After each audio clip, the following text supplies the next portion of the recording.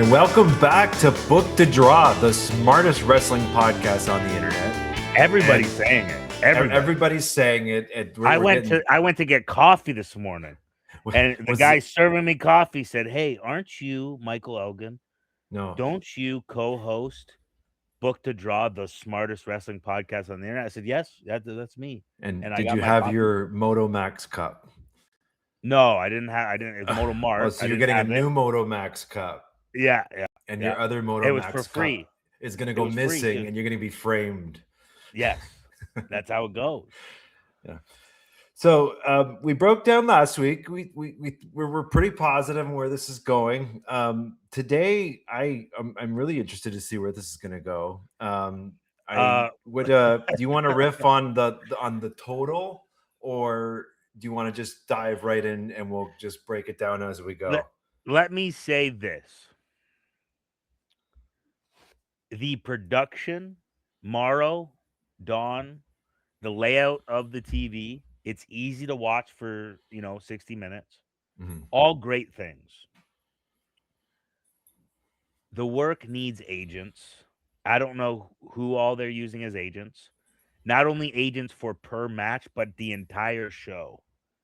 Right? I saw the exact same duck through the legs hot tag in 2 matches. And it doesn't make sense to me. I don't know how anybody let that fly. You have to, you don't even want to revisit the same things back-to-back weeks, let alone 2 matches on the same show. Mm-hmm. I have very high hopes for Maple Leaf Bro. As we've talked, being from Canada, I know the struggle it is to get seen from Canada. I know the struggle it is to get paperwork to travel to the States legally.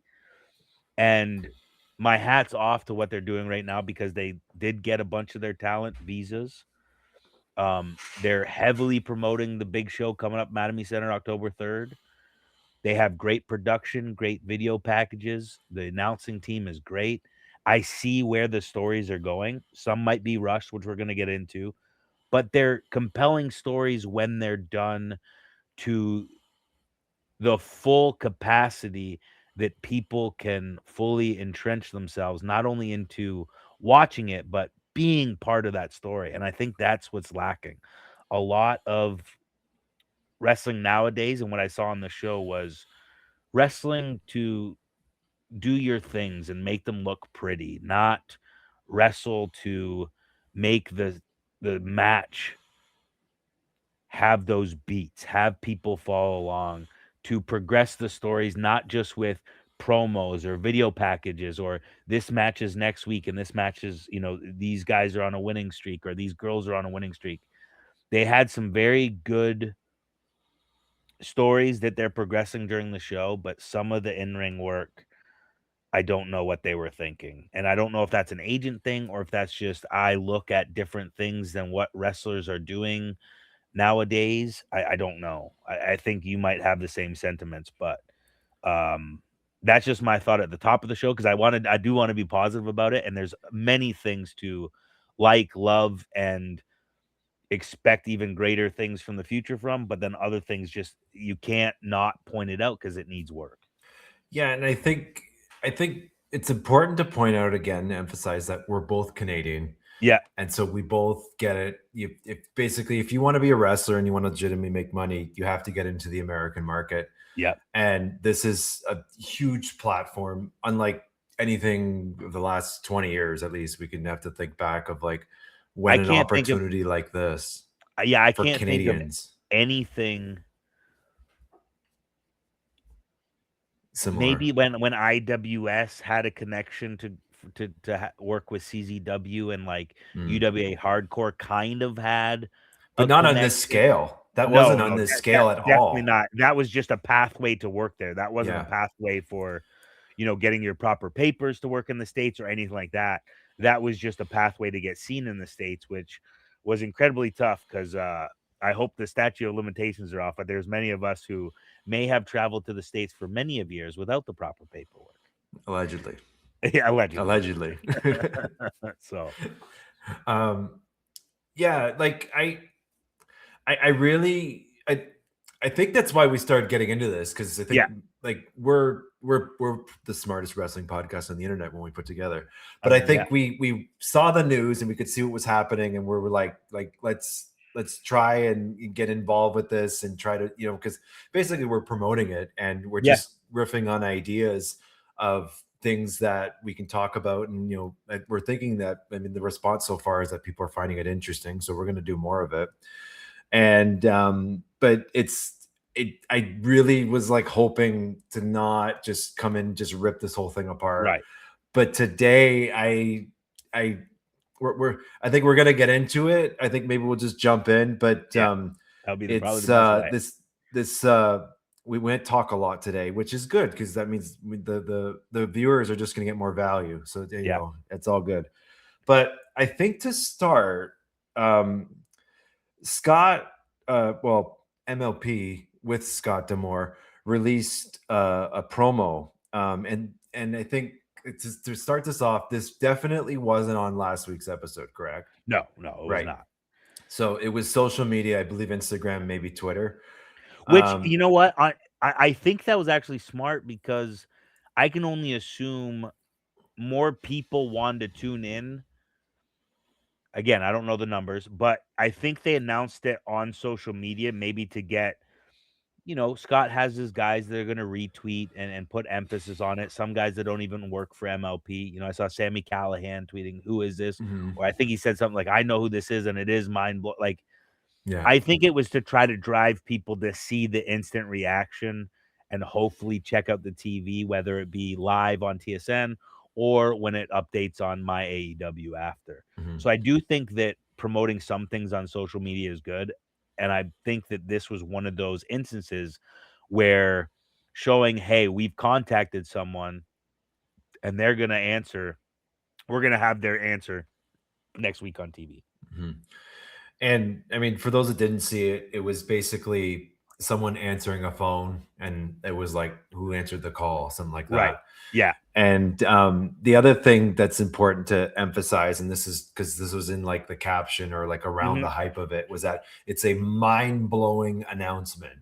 Yes. And there was a bunch of posts like during the day of the show and the day before about like people like, oh, the announcement tonight, tune into this announcement tonight. So there was some legitimate steam, but that the actual reveal didn't come to the end of the episode. So I think we're gonna jump into chronological order, and then we'll get to this mind-blowing announcement at the end of the show.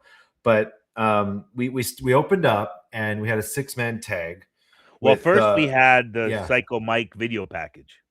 Oh, yes. Okay. I didn't write that down, but I remember it. Yes, it was him. Where he was walking into the building and he was voicing over, and then he had the shoulder check with Jay Lethal. Yeah, so I think that kind of sets up the match. It gives a little bit of a prelude.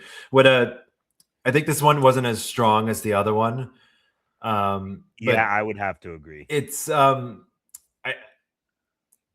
love the gimmick. I just think like he kind of just did the promo like he was just showing up to the show in like normal clothes, and it's like, I don't know, maybe tweak with that. But something. There definitely could have been something more. Like you said, it was just kind of him walking and the voiceover and the fans like trying to clap his hand and he's not clapping their hands, which I don't know if that's great because he's super over when we get to the match.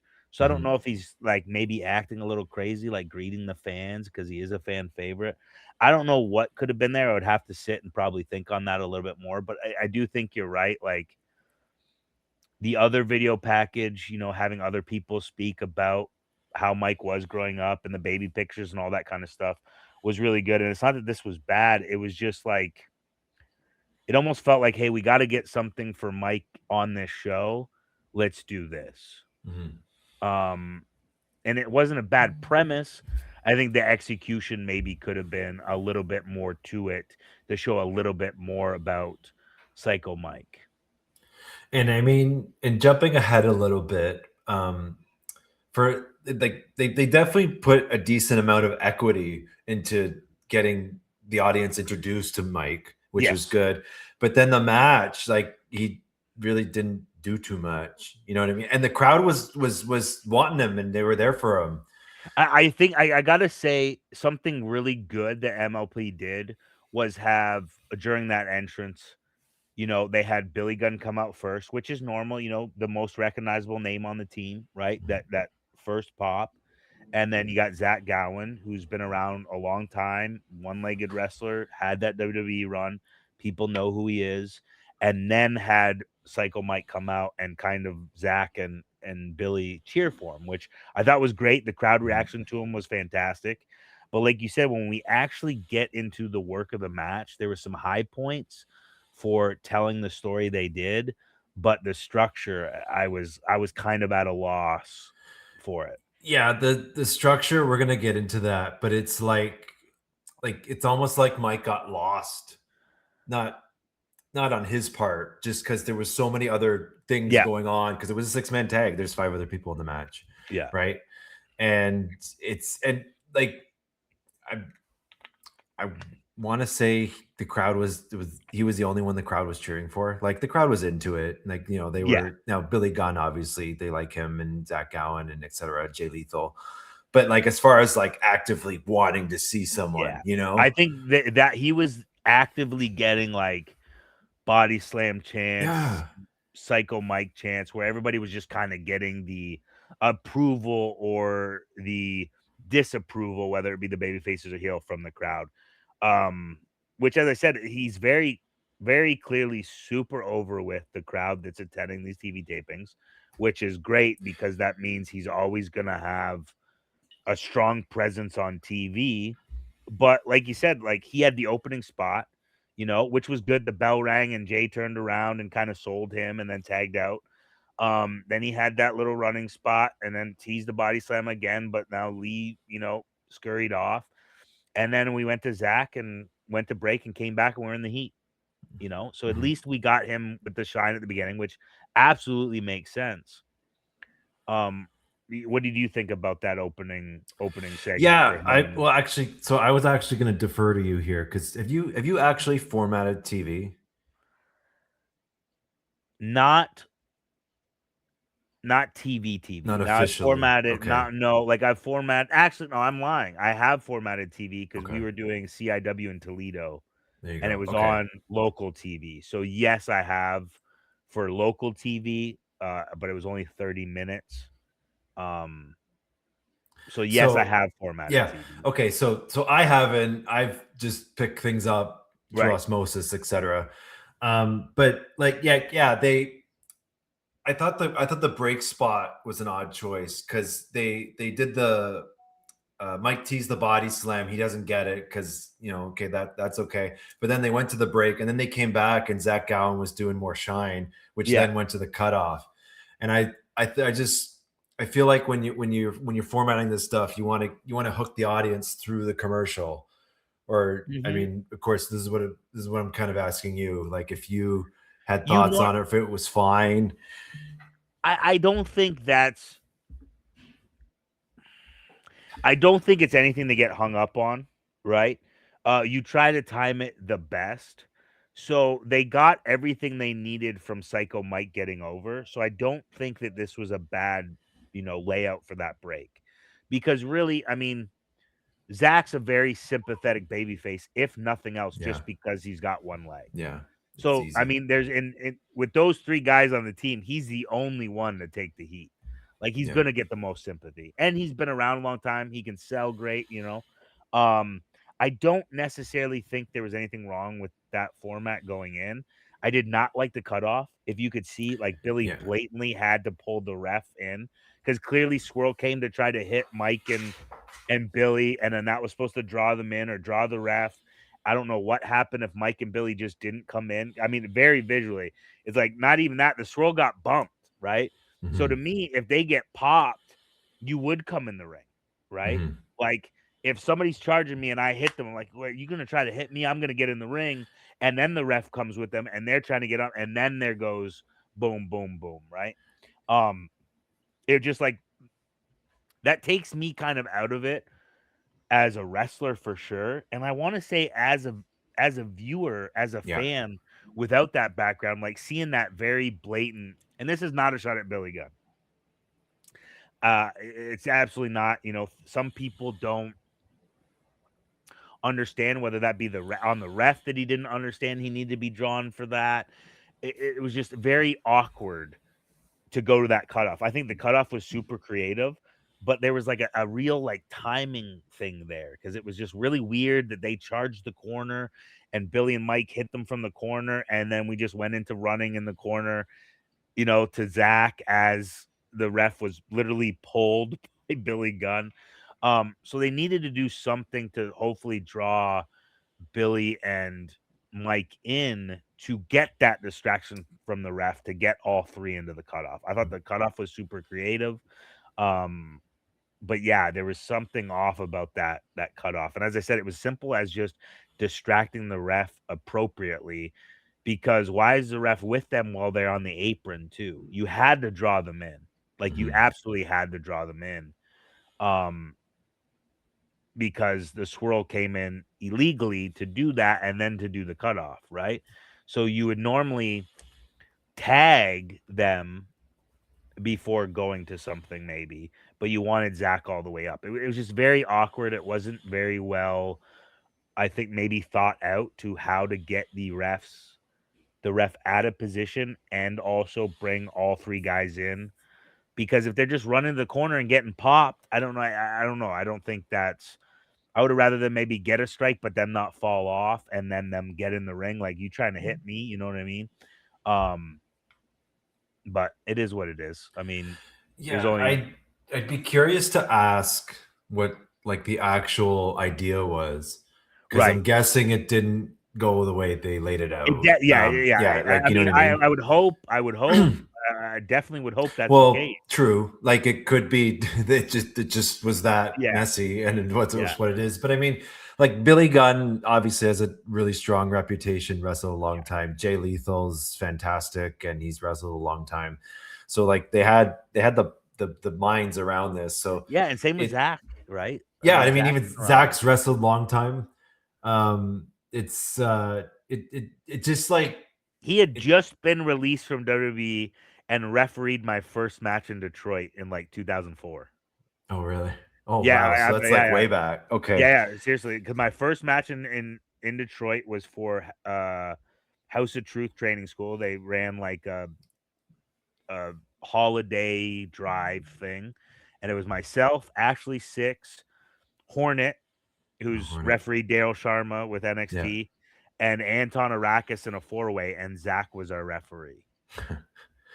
So I mean, he's been around a long time, and I've known him forever. I mean, they're very skilled people. Mike's great. He's got a great presence on TV Yep. throughout the whole match.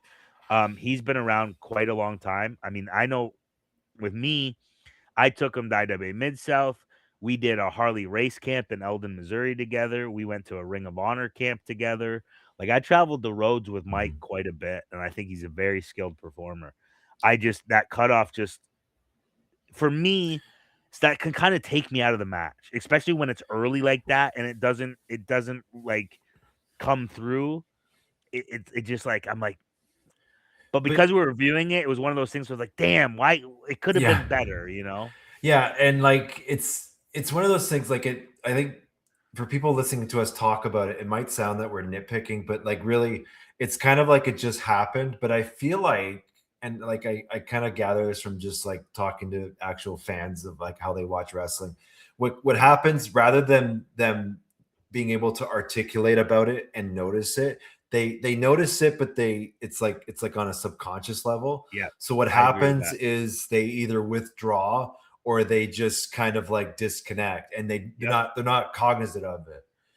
So like Yeah, it's it's like like anything. It's like if you're watching a movie yeah. and a character starts acting differently out of nowhere, or it cuts to a scene that makes no sense in the or story, or you get the mic confused a comes little in bit. like this Right, as you're yeah. talking. It's a Yeah. little bit Now it's a confusing. movie, it's not actually happening. Yeah, and I think that's the best way to put it is what you said, because I always say that to people, like, if you do things a certain way, the fans might not be able to articulate why they like that better, but they're gonna say, "I like that better."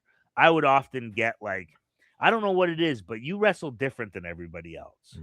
And that's all that mattered, because even if they couldn't explain why, they took their time to come up to me after they've watched an entire show to say, I don't know what it is, but you wrestle differently. And that stands out to them. So at the end of the night, who stood out to them? And that's your goal. I don't care if everybody's doing tackle, drop down, leapfrog, hip toss. You better have the best tackle, the best drop down, the best leapfrog, the best hip toss, because you're going to stand out if you do it better than everybody else. And cutoffs are super important, because that's the sign for the audience to then go, I want to see the good guys fight back, right? You get their comeuppance. So, the heel get their comeuppance. That's one of the most important parts of the match, is the heat, because if the heat is good, the comeback's going to be good, right? And the heat was good, but that cutoff starts it, right? It's like you want that to be significant aspect of the match, whether it be the crowd to go ooh or ah or boo the heels, whatever it is. You want their attention to focus right on the cutoff, right? You want, oh damn, my favorite guy in this match, or one of my favorite guys or girls in this match, is now going to get beat up. And that's a big significant part, because that's where we start building to the comeback. And like anything, if you build to it, it means more, right? That's what a hope spot is. I'm so sick of these hope spots. It's like, boom, boom, boom, hit the ropes, get clotheslined, or boom, boom, boom, sunset flip, kick out, take a clothesline. It's like, no, it says hope. What are we hoping for? We're hoping for a comeback.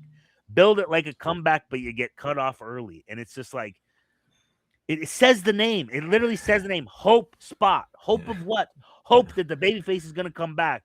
Your comeback's not going to be 3 shots to the gut and a sunset flip. Like, stop it. Just be creative. Think about the business and what we do. And man, see, this is where I get worried about breaking down wrestling. It's not. It's Billy Gunn, for Christ's sake. Like, he's amazing. I'm not saying it. Jay Lethal is one of my favorite opponents of all time, but it just did not. There was just a flow problem, I felt. And there's an analogy, I'm sure you've heard this, where you're trying to hit a balloon up in the air. Yeah. And to this analogy, if the heat had hit the balloon up, say, this high, and then like doing heat on Zach Gowen's easy because he has one leg, and I'm beating up a guy that's with one leg. So immediately there's a little bit of heat on you. Yes, like immediately. The whole idea is heat. Yes. So now I'm gonna come into it, body language and attitude, and flip off the crowd and like do all these things. But like if the cutoff had been sharp and the balloon's up here, say like they get to this level, and the heat spot gets me up to here. That means doing the heat, which is we've already established is easy, would get the balloon up that much higher. Yes. And I mean, the hot tag and the comeback would just mean that much more. And I mean, yeah, so they went into the heat and they worked the leg or the non-leg and whatever. And I feel like I wish they just kind of slowed it down a little bit and took with time, more attitude and things like that. But it's just little things. Like here's something I see often. Now, because pro wrestling is widely considered performance or cinema, it's like, no. No, it's not. Okay. We're supposed to be people fighting out there. Fighting's not always crisp. It's not always smooth. Your facial expressions change. Your body language changes. And it's like the two things I dislike the most are no gear changes or the exact same. I get heat on somebody and then I get on them and I give them punches. It's like I cut off someone, I cover them, they kick out, and then I'm mad and I give them punches. Like, it's not just the motion, it's the emotion, right? You got it in your mind. It's got to go, okay, why did I cut this person off? I cut this person off because they just out wrestled me. And if they out wrestled me, they can beat me. So now that I've got heat, I want to try to cover them. 1, 2, kick out. And then take a second, right? Whatever your character is. Okay, maybe I'm sadistic. All right. They kick out. I'm smiling at them like, you shouldn't have kicked out. because now I got advantage on you. Now I'm going to whoop your ass around here and then take some heat. Another thing, people fight back too soon in their heat, right? You ever seen somebody get cut off, covered, kick out, and then they start fighting? Like, no, I cut you off. And they Sell stand for me. right up. Like they're Just fully on sell. their feet, eye level Just with the sell. guy. And this isn't even necessarily in this match. I'm not saying that because Yeah, we're on a rant now. But you know what I mean? Like because when something hits my brain, I start thinking of everything else that can go wrong. And literally that's what happens, right? It's like you chip one block away and then they start to crumble. And that's often what happens. But because there were such pros like Jay and Billy out there, that did not happen this match. That's just stuff that comes off my brain when we're talking about a heat segment. But I thought the heat was good. I think he did it twice too many times. But when Blake Christian was going for the figure four and didn't get the leg, I don't think he had to try it again to realize the leg wasn't there. I think the one reaching, and then mocking it and then going to something else. But he kind of did it twice. And sometimes wrestlers do that if they get a really good reaction the first time. They think that reaction will continue. But if I've seen it once, I've seen it once, right? We're never going to get that same reaction. I've done it where I used to help out at the Ring of Honor camps.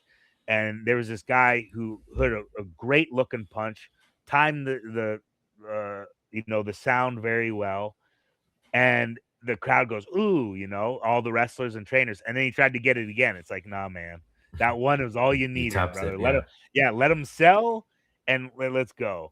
But then when we go to the hot tag, here's the first match on the show, and Zach crawled through the legs to make the hot tag to Billy. Which was fine here. Yes. But we're going to get to this later. Yeah. We're going to get to the problem later. Oh, and yeah, so it was hot tag to Billy. Obviously, fantastic comeback. He knows what he's doing. Yeah. Stop the famous. I mean, one time in Manitoba, I worked him almost every night on a tour. And I finally came in. I go, Billy, let me call your comeback for you. You know what I mean? Because he knows what he's doing. And a lot of wrestlers do that, right? If you know what you're doing, you know when you're going to get your reactions. Those are the beats that you hit. And those beats are always going to get a reaction. And that's exactly what he did, right? Come back. Go for the Faymaster. No, hit the Faymaster. Save from the pin. Beautiful. Mm-hmm. And so come back. Zach was on the apron now, and he took a tag because I guess he wanted to do his moonsault, but he ended up missing it. Well, it was actually right before that. Mike. Oh, sorry. Yes, you're right. There was a little thing with Mike. Yes, yeah, because it was the deal, the Faymaster, the save. Then Mike comes in and gives the lariat to Jay. Mm-hmm. Lee does the neck breaker to Mike. Then Billy takes him out and ducks the clothesline of Christian and Blake Christian and gives him the Cobra Clutch slam. Now, and this is going to sound crazy because I'm talking about Billy Gunn. I think he's a great wrestler. I love him. Why would Billy Gunn duck a clothesline from Blake Christian? Because it's Blake Christian's thing. I'd rather just him come and just give him a boot and spin him to the move. You know what I mean? Mm-hmm. Also, I think that was something where Mike should have hit Jay, hit Lee, and then set up Blake for Billy to hit that. So a really hot spot for Mike because he just came in, clothesline, neck breaker, he's out again. Again, we know he's had a video package on a prior week. He had the opening segment video package. So we know he's a highlight of this match. I did not get having him come in and get out without fully. I think he should have bipped all three. Well, I think the answer is, and they kind of pigeonholed themselves in the sense is that Mike had to take the fall, which is that's a whole another. Which is I think probably the biggest issue we have with this match is that I can't believe that you hype this guy up. You're building him. He's a local. Now, you can get him in. You can get in on this guy on the ground floor, and you beat him. No. I'm not opposed to his team losing. Yes. It's very clear. What I assume is they're going to build to Mike and Jay Lethal and something. For my money, I can almost I'm not gonna say I guarantee, but for my money, it's gonna be something like Adam Copeland. Oh shit, we shouldn't say that, huh? Spoiler. I mean, I'm sure whoever's watching this Yeah, knows by but now. I think the match would be like Adam Copeland and Psycho Mike. Give Psycho Mike the rub from Adam Copeland against Jay Lethal, who's a consummate pro, not going to hurt anybody, have a good match, and someone. So I assume that they're maybe building Mike and Jay for that, or maybe just a singles match because Jay will have an unbelievable singles match with Mike too. Um, but yeah, so we get the touch to Zach. He misses the moonsault. Boom. Then we get finally the tag to Mike, right? He hits And the he body does the gut. slam. So hold on, Yeah. though. This is another pet peeve, and we've all done it. I've done it before too, but I've changed it in my repertoire. I hate when people charge the ropes, get shouldered, and they do this and then just duck down into position. Like take the shoulder, maybe sell out to your knee. Like it shoots you out to your knee, and then you're grabbing the ropes to crawl up and then they come over you. It happened in the next match too. Um, it's just like that. I don't know why. It's just it takes me out of it. It's like you're putting yourself in that position because I called the spot. Oh, he's gonna shoulder me, he's gonna roll over. And people might not understand why it's such a big pet peeve of mine, especially people who aren't within the business. But to me, when you're doing those things where you drastically put yourself in a position that doesn't really make sense. That's just, oh, we call the spot, so we're doing the spot. Call the match from start to finish. I don't care. Don't make it look like you called the match from start to finish. And those little spots make me go, it was called. We know most matches are called from start to finish. That's fine. But the goal is to make it not look that way.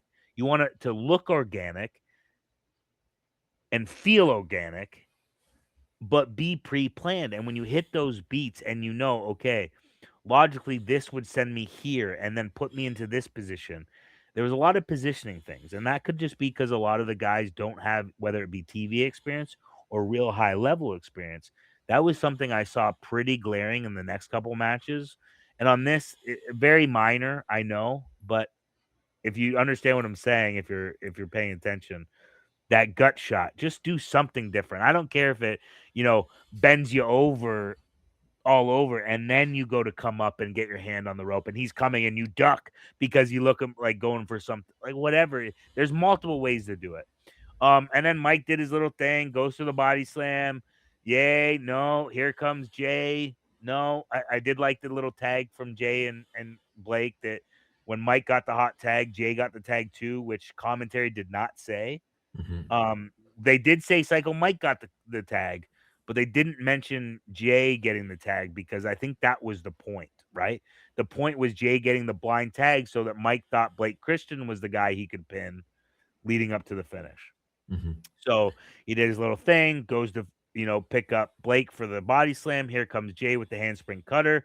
No, no, no, no, no. Body slam. Here comes Blake again. He finally gets the body slam, and then the schoolboy with the tights from Jay. So I would believe that they're building something between Mike and Jay.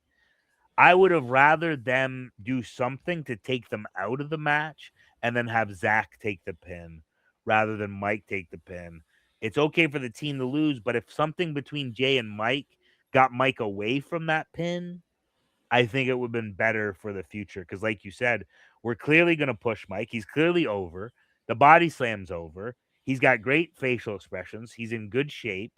The crowd seems to love him. What's not to like about the guy? Why pin him on his debut match? That's as I said, I think they think, oh, the payoff's going to be better, but he didn't need to be pinned because he had two tag team partners. It's okay if they lost the match, but for him to be pinned, I don't understand that. I do not. There's no way in the world that he should have ate the pin there. And I think for those that playing devil's advocate that they're gonna have him win on the bigger show, Right. I feel like it kind of takes away the luster if one guy's just pinning the other guy already, right? Yeah. Yeah. And that's what I said. It's very yeah, clear that they're building to that. They're going to build the Jay and Mike. I'm assuming the tag match idea for Mattamy Center. I might be wrong, but that's just what I assume. And that's okay. It's okay to have this team lose. but I don't think he should have been the person that lost. And Zach Gowen could have eaten the pin and lost nothing. Right, exactly. I mean, literally, that would have been fine. I mean, even Billy could have, but I would have picked Zach Gowen Yeah. just because of the Starlet power. But just to I think just to harp on a couple of things that you mentioned, I think because you're getting very detailed about these how to put these things together and how to move throughout the spots and stuff. And I agree. I think what it's saying is when people like me and you watch this, it indicates to us that the person doing the spot isn't actually feeling Right. the Yeah. what's happening. And I like it sounds like we're just kind of, being sticklers for details, but like they matter. And It we mentioned matters this. so much. Yeah, and we talked about this briefly earlier. It's like when a normal person, a normal fan, or I call the wrestling person normal person, um, when they watch it, it takes them out. Yeah. They disconnect, and these things matter. And realism, believability, emotion. Those are all the things that you want to emphasize versus just kind of reenacting. Yes, and I want to be clear. This is not um an old timer saying, "Why are they doing so many moves?" Or it's not that. It's making everything count. I don't care if you want to do a double shooting star press. I've been in these matches, okay? What's happening now is because people are watching me and everybody in highlights from PWG and Ring of Honor. I'm part of those guys who did these spots, but when we worked a full match, we tried to make them make sense. We made the grittiness in between. Like I always I remember Don Callis in Japan going, "You got to show me how you do those forearms. You look like you kill people with them." I go, "No, man, because my body language and I know how to torque it, and then I know everything to make it look like it's dangerous without being dangerous." And that's something that people need to think about is like nothing has to be perfectly crisp. Don't botch it, but nothing has to be so fluent that it's like this the whole time. You need a little bit of space, a little bit of breathing time, right? You got to make sure that the camera gets the shot. You got to make sure that the commentary tells the story. I don't know if any of these guys know, hey, let's go get the camera, guys. Tell them a spot I'm doing. They need to get this shot. Going up to the commentary. Hey, I'm trying to get this over. This is about me. This is the story. Make sure that's in. Obviously, the announcers are part of the production crew, but it also helps you as a wrestler because no matter who's writing for you, nobody's going to know you better than yourself. So you want to speak up. Hey, I was going to do this thing. Can we get the camera here for it or be in this section and I'll find you? Hey, commentary, I do this thing. Can you please put it over? Here's a background on me you want to use, whatever it may be. And that's something I feel hasn't been done, especially by the local Canadian guys, the guys who don't have that kind of experience, which, hey, if you don't have that experience, you don't have it. But this isn't the first time I've said it. I've done seminars all over the world. I've said this to people all the time. You got to do that type of stuff. And I guess I wonder why they aren't being told, whether it be the agents in the back. And I'm not saying writers or anything because writers are different.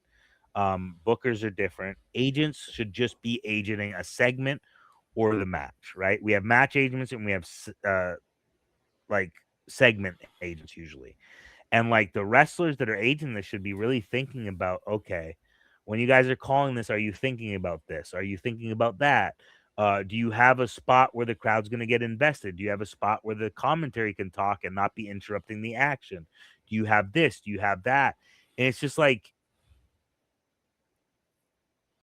you got to let the fans process what you're doing and you got to let the commentary tell that story so that the TV audience can feel what the people in the live audience are feeling, right? That's the plus about TV is not only are you visually seeing it, you get to hear somebody talk about it, which is beautiful. And if you give it time, you should be able to listen to wrestling commentary on the radio just like baseball or football. Mhm.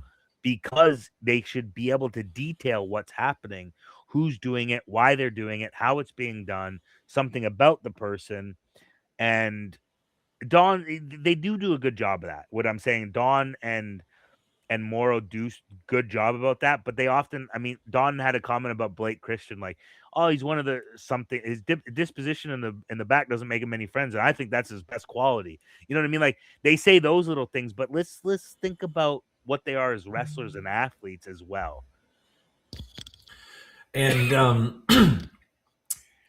like, but it seems like these kind of little missteps is a common theme that we're seeing so far. And you mentioned they missed the Jay Lethal tag at the end, and it's when if you have all sails of the boat in the same direction, these are things that should be on point. And so, of course, it's hard for us to speculate because we're not there. But you would think if they're covering all their bases, these are the things that are being talked about before the show. In my experience, the match agent should be watching the match on the headset to cue the ref and cue the commentary, right?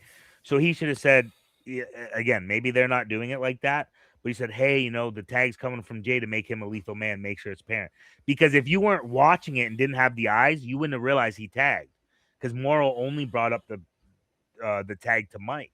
So you're kind of guessing who's legal. It's okay for Mike to guess who's legal, but as the viewer, you want to know that Jay's legal, so you see, oh, that dirty bastard stole the pin, right?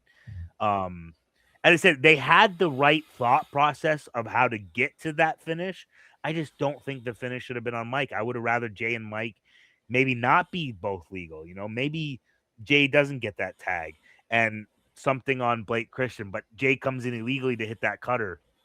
And no, then he hits the big body slam on Blake Christian. Then Jay hits something on Mike, which sends him near the corner. Maybe there's a tag from Zach, right? And then maybe Jay's coming, but Mike takes him out. Boom. And then Blake Christian comes and he stops Blake, and Blake's down. And maybe we take away the moonsault earlier. And then Mike's outside with Jay and they're going outside. And then maybe, you know, Zach misses the moonsault. Boom. Then Blake goes for a finish. And then something, you know, we'd have to really hammer it out to have all 6 guys and really break down the match. But I think that they needed to have Jay and Mike fighting off or doing something. And they did the shoulder earlier. So maybe Jay's a little bit pissed off that he shouldered him and he's Jay Lethal. Like, you could put something in there, right? They told that story with the opening video, getting to know Mike, the shoulder check with Jay, and just staring each other down. Yes, they had the voiceover, but you know what I mean? Like, you even had that, oh, there's some tension from earlier when Mike got to the building, he shoulder checked Jay. Jay felt disrespected, right? Like, you can tell that. That's a story that comes across. They didn't reference that at all. No, not at right? all. Not at all. That's what I mean. So it's like we had the perfect layout to do something for Jay and Mike to be away from the finish because of that video and still build the feud. And there we go. But again, and I've run out of bullets on this match, but I think we covered everything. We got to the finish, well, yeah, like, but we didn't cover everything. I'm gonna get to it. But Mike should have won, hands down. I'm not sold on should have won. Just shouldn't have. Or sorry, yes, I agree with that. Yeah. He should not have taken the pin. Yeah, 100%. You built him up nice. He's a new guy, like new face to television, etc. Yep. It's the crowd's behind him already. Yep. Like, you know, yeah, that I didn't like that. But there was another point that we didn't talk about, was Michael Allen, Richard Clark on guest commentary. You know what? And I do have notes. I don't know the guy. Yeah. I don't think I've ever met him. I know him. But he seems to have who he is down pat. He spoke clear on commentary. He didn't seem out of place talking on the mic, which, again, if you have, you know, any more personal knowledge of him and his wrestling, he at least seemed like he's very comfortable in that position of talking. Yeah, definitely. The only point, the point that I made was like, he didn't add anything to the match. So it was like, why was he there? And I think what's interesting is that we got into talking about the match and none of us brought him up at all. And it's funny because it's in my notes. Oh I'm yeah, like mine looking at the too. notes. We just kind of rifted, so I kind of passed it. But yeah, I mean, I But noticed like him, and he I like his shtick, but it was just like, why was he there? And that was it. yeah, Like he had a couple good lines, but it had nothing to do with really anything. So right. I don't know, Just to but get him on TV because they announced a match for maybe him next week later. and I mean, again, we riffed a bit last week because I think Giselle Shaw was on commentary. We were kind of just saying the same thing where she was kind of just she at least interacted a bit with the match and the wrestlers, Right. but like it was just like she didn't really add or build in anything. Like if you're out there, you got to be selling something. Well, yeah, well, That's she was. it. I think with Giselle last week because she was on commentary again this week. She was trying to get the message across, but she kind of repeated herself and maybe got Yeah. fluffed a bit, so it didn't come across as clear as possible. I think she did much better this week when we get to that match, though, as we're just talking about And we'll get to commentary. it. But next up was a Mojabari vignette. Do you know Mojabari? No, Okay. So I know of him, right? I sure. know of all these guys, Sure. I'm just sure. not very familiar with them either personally or because I don't have access to a lot of Canadian indies. Yeah. I just don't see a lot of them. I've heard the name, I've seen him come up, I've heard he's talented. Um, I like this video package, especially getting Bret Hart on your show Yeah. is, I For mean, that's sure. priceless, you know, even though he's just talking about somebody. Big But I name. think that's great. Yeah, man. But it's Bret and Morrow did a great job. Was that just Bret the Hitman Hart Yeah. on MLP May like on TSN? So that was cool. I mean, that was good. I like the video package. It made you, you know, want to see what he has to offer because I'm talking about, you know, where he came up from and I mean, I think it was good business, the video package. I'm just not familiar with them. Yeah, I mean, I think he's a fantastic wrestler. He's out in Calgary, from Kenya, obviously, with the package. I think the for the story that they were trying to get across, I wish it was longer, but then at the Yeah. same time, this is TV, so I get why it was that condensed. But I almost feel like it would have been better if you told the full story or But released even a maybe longer it's in video. pieces. Maybe it's in pieces. Maybe there'll be more in the next one. Yeah, sure. Maybe that's what it is. Yeah. But then like even like Brett was there and obviously everybody knows who he is and he's saying that he's a good wrestler, like this Mojabari is a good wrestler, but they didn't really explain the connection between like why is Right. he there. Yeah. So I know because I'm familiar with them. Like it's I think basically he came here as a refugee and he just met him and then became a wrestler. But I'm summarizing. But Right. um And that's an interesting story as it is. well, this is what I'm getting Yeah. at. I'm saying, like, I guess it just maybe it wasn't possible for them to explain that in a 1 minute segment Yeah. or vignette. Yeah. I've been very well could be that. Hopefully they do cover more in the coming weeks because it looks like, you know, in a lot of those segments, you could be sitting there talking for 30, 40 to an hour and they just take little clips out. Right. So I'm assuming there's definitely more to that package. Again, hopeful that they maybe show a little bit more. Obviously, you know, Mojabari isn't on next week. So at least they didn't announce a match. So hopefully there's another video package of them there. Hopefully. But next up, we had a tag team, 2 versus 2, Yes. Subculture, who we were introduced to last week, Yep. versus Fight or Flight, Yes. Von Vertigo and Gabriel Fuerza. I don't know. What you want to start this one off? I mean, Or, so you know, we see Subculture come out on the apron with Dani Luna. yep. She had won her match last week. They had a cool entrance. They look, you know, their gear looks good.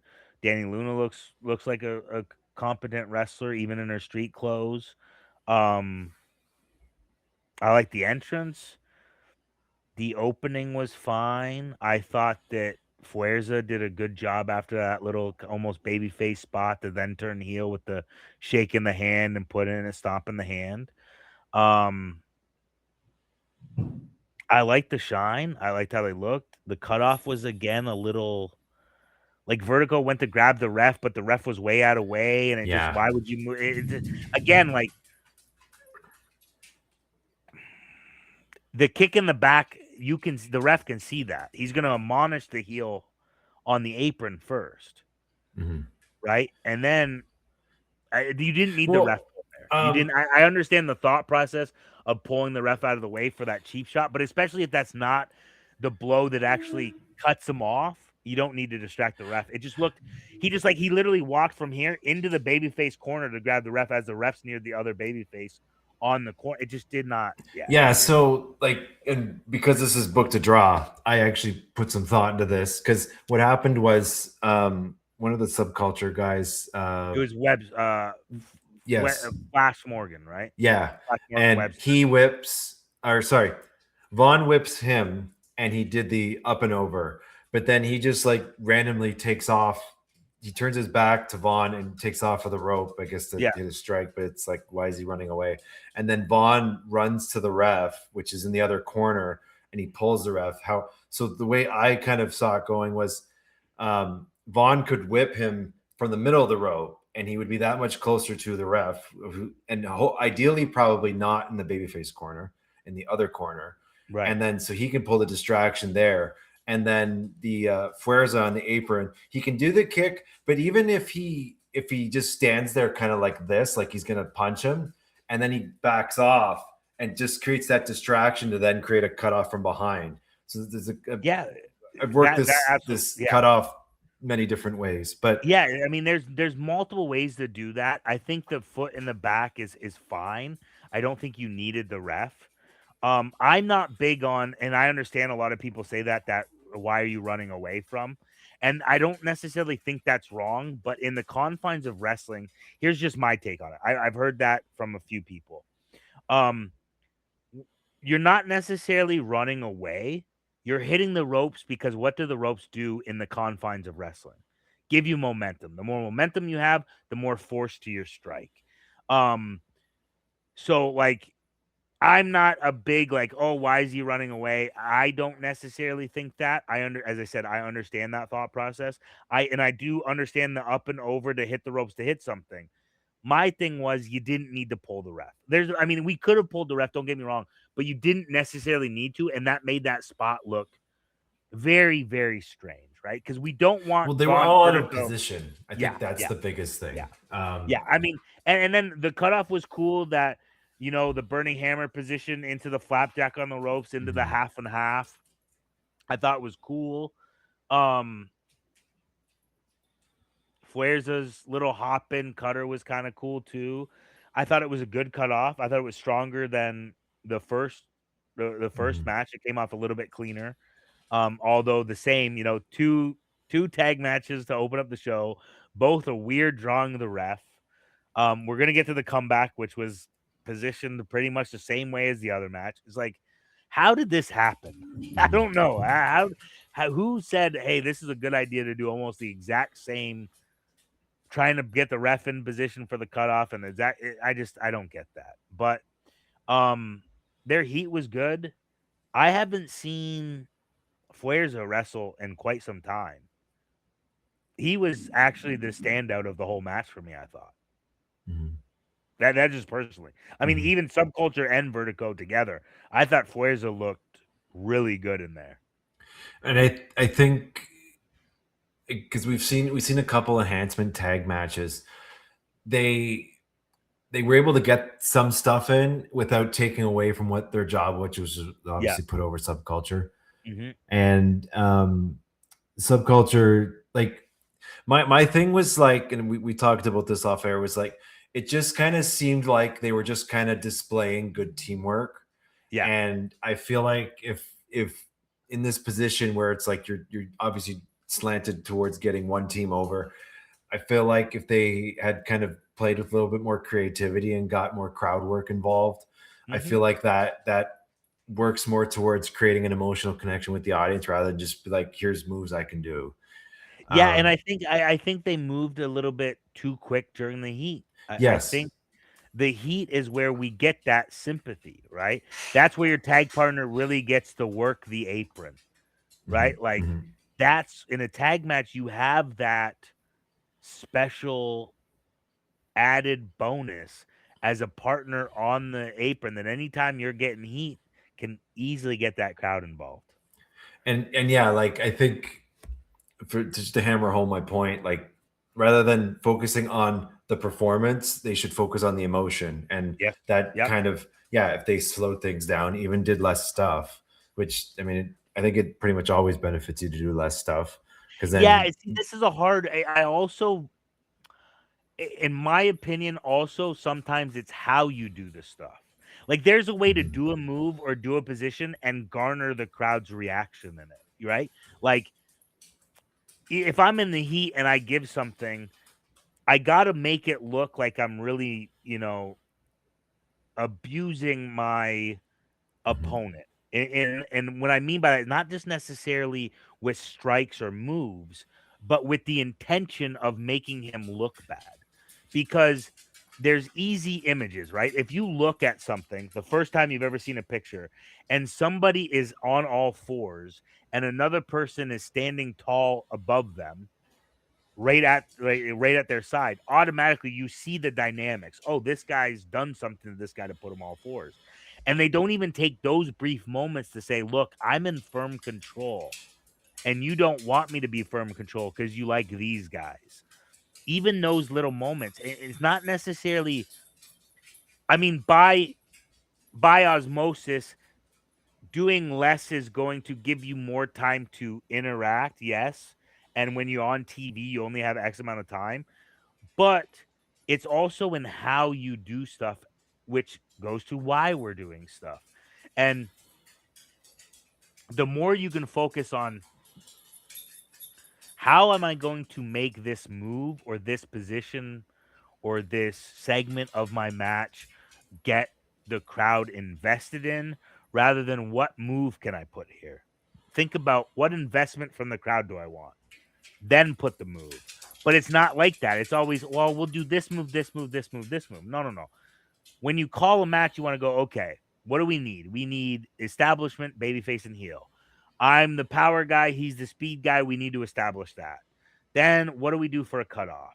Do we want them to partly cut themselves off? If they're a speed guy, do I want to work a leg?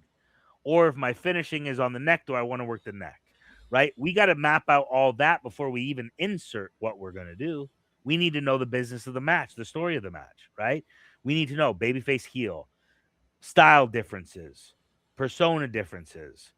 What would you do at what point of the match? It's like, it's logical what you're going to do if you know who you are and what you are. And sometimes it just feels like people just want to do wrestling moves. No, there needs to be moves that are identifiable to you. There needs to be facial expressions that are identifiable to you. There needs to be sounds and styles and positions that are identifiable to you.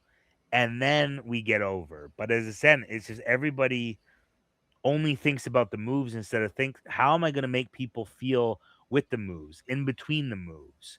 And it's a lost art. and the moves should be selected based off the story. Yes. And ideally, you're working some kind of body part because that's a pretty logical, easy story to tell. So, like, it's not so much like everybody's got their moves that they do, but Right. ideally, you can plug those moves in around, say, Yeah. working a leg, working a neck, working the arm, right?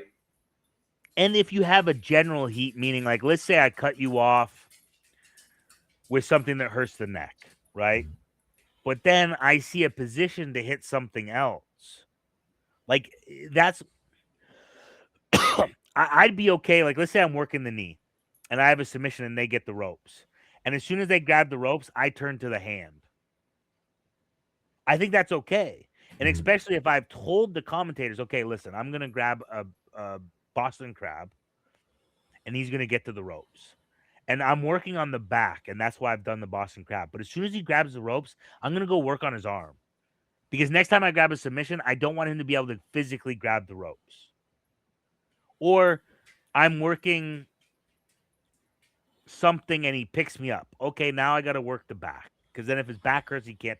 Like, it's okay to jump back and forth as long as there's a reason for it. You know what I mean? And that's what's lost is there's no reason behind doing anything. The only reason is we're wrestlers, we're going to do wrestling moves. That's not that's a very simple baseline. Like, you just got out of training, that's what you're going to do. you're in a position to tell a story. You're in a position to make people emotionally invested, because when they watch TV, they want to see you. When they come to the show, they want to see you. If they want to see you, they want to buy your merchandise. And if they want to buy your merchandise, that's a little bit more money to you. And it's all trickles down. It's like a lot of people worry about things that they shouldn't be worried about and don't give a single thought about what they should be worrying about, right? As I said, wrestling, the where comes after the the what comes after the why, when, and where, right? Why am I doing something? When am I doing something? Where am I doing something? Where in the match? Where in the position of the ring? Why am I doing this? Obviously, the why question's apparent. Why in every situation? Why are we circling around? Well, we're circling around because I want to get a gauge from my opponent. Is he limping? Is he holding a shoulder back from me? Is he stretching his neck? Are his boots worn? Are his knee pads worn? That means he has experience. All that's a feeling out process. Then why are we locking up? Well, we're locking up to jock for position. Why are we in the lockup? Jockeying for position. We break the ropes. Why do we break on the like? There's a reason of everything that builds, and we're getting rid of the reason. We're just going It's like I can teach chimpanzees how to wrestle, but they're not going to be pro wrestlers because they can't give emotion, right? Like people don't think of it. If I tell you Stone Cold, what are you going to do? You're going to flip the bird. If I say The Rock, you're going to lift your eyebrow, right? If you say whoever, Macho and Man. there's nothing, right? But yeah, like Yeah. there's something for them, right? There's something to attract you to them, and you don't necessarily have to have those type of things, but you need something, some kind of aura at least that people are attracted to. And that attraction becomes popularity, and that popularity becomes a financial gain for you. And like Mike did a great job of it. I wish he didn't, get pinned in the first match, but they have a star that they can really sink their teeth into on Psycho Mike. But in this match, it's like, yeah, they're good tag teams, but that's all they are.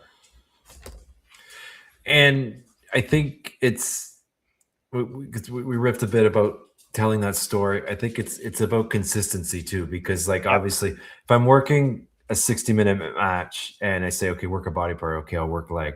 To work the leg for 60 minutes that's going to be difficult. So Right.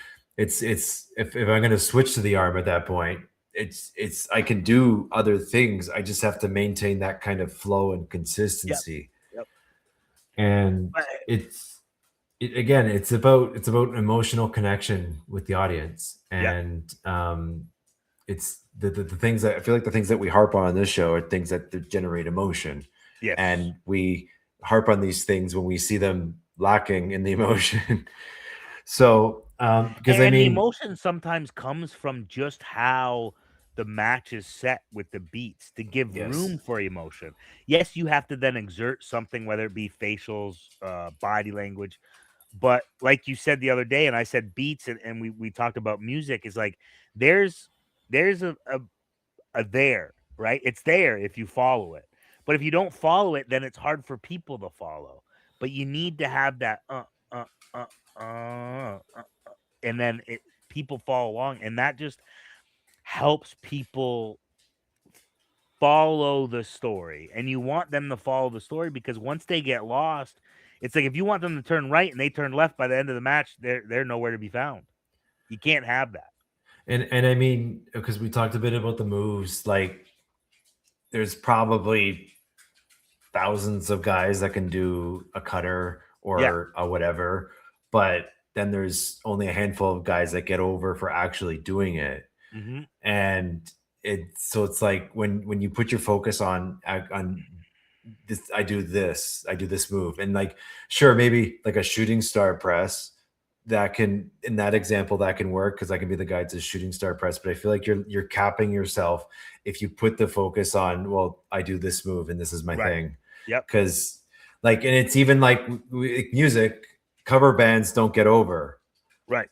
Like I can copy a guitar riff or whatever, but it's the band that makes that emotional connection with the audience that makes money. Yep. And yeah, so I think with this match, like, Subculture looked good. They were sharp. It was clean.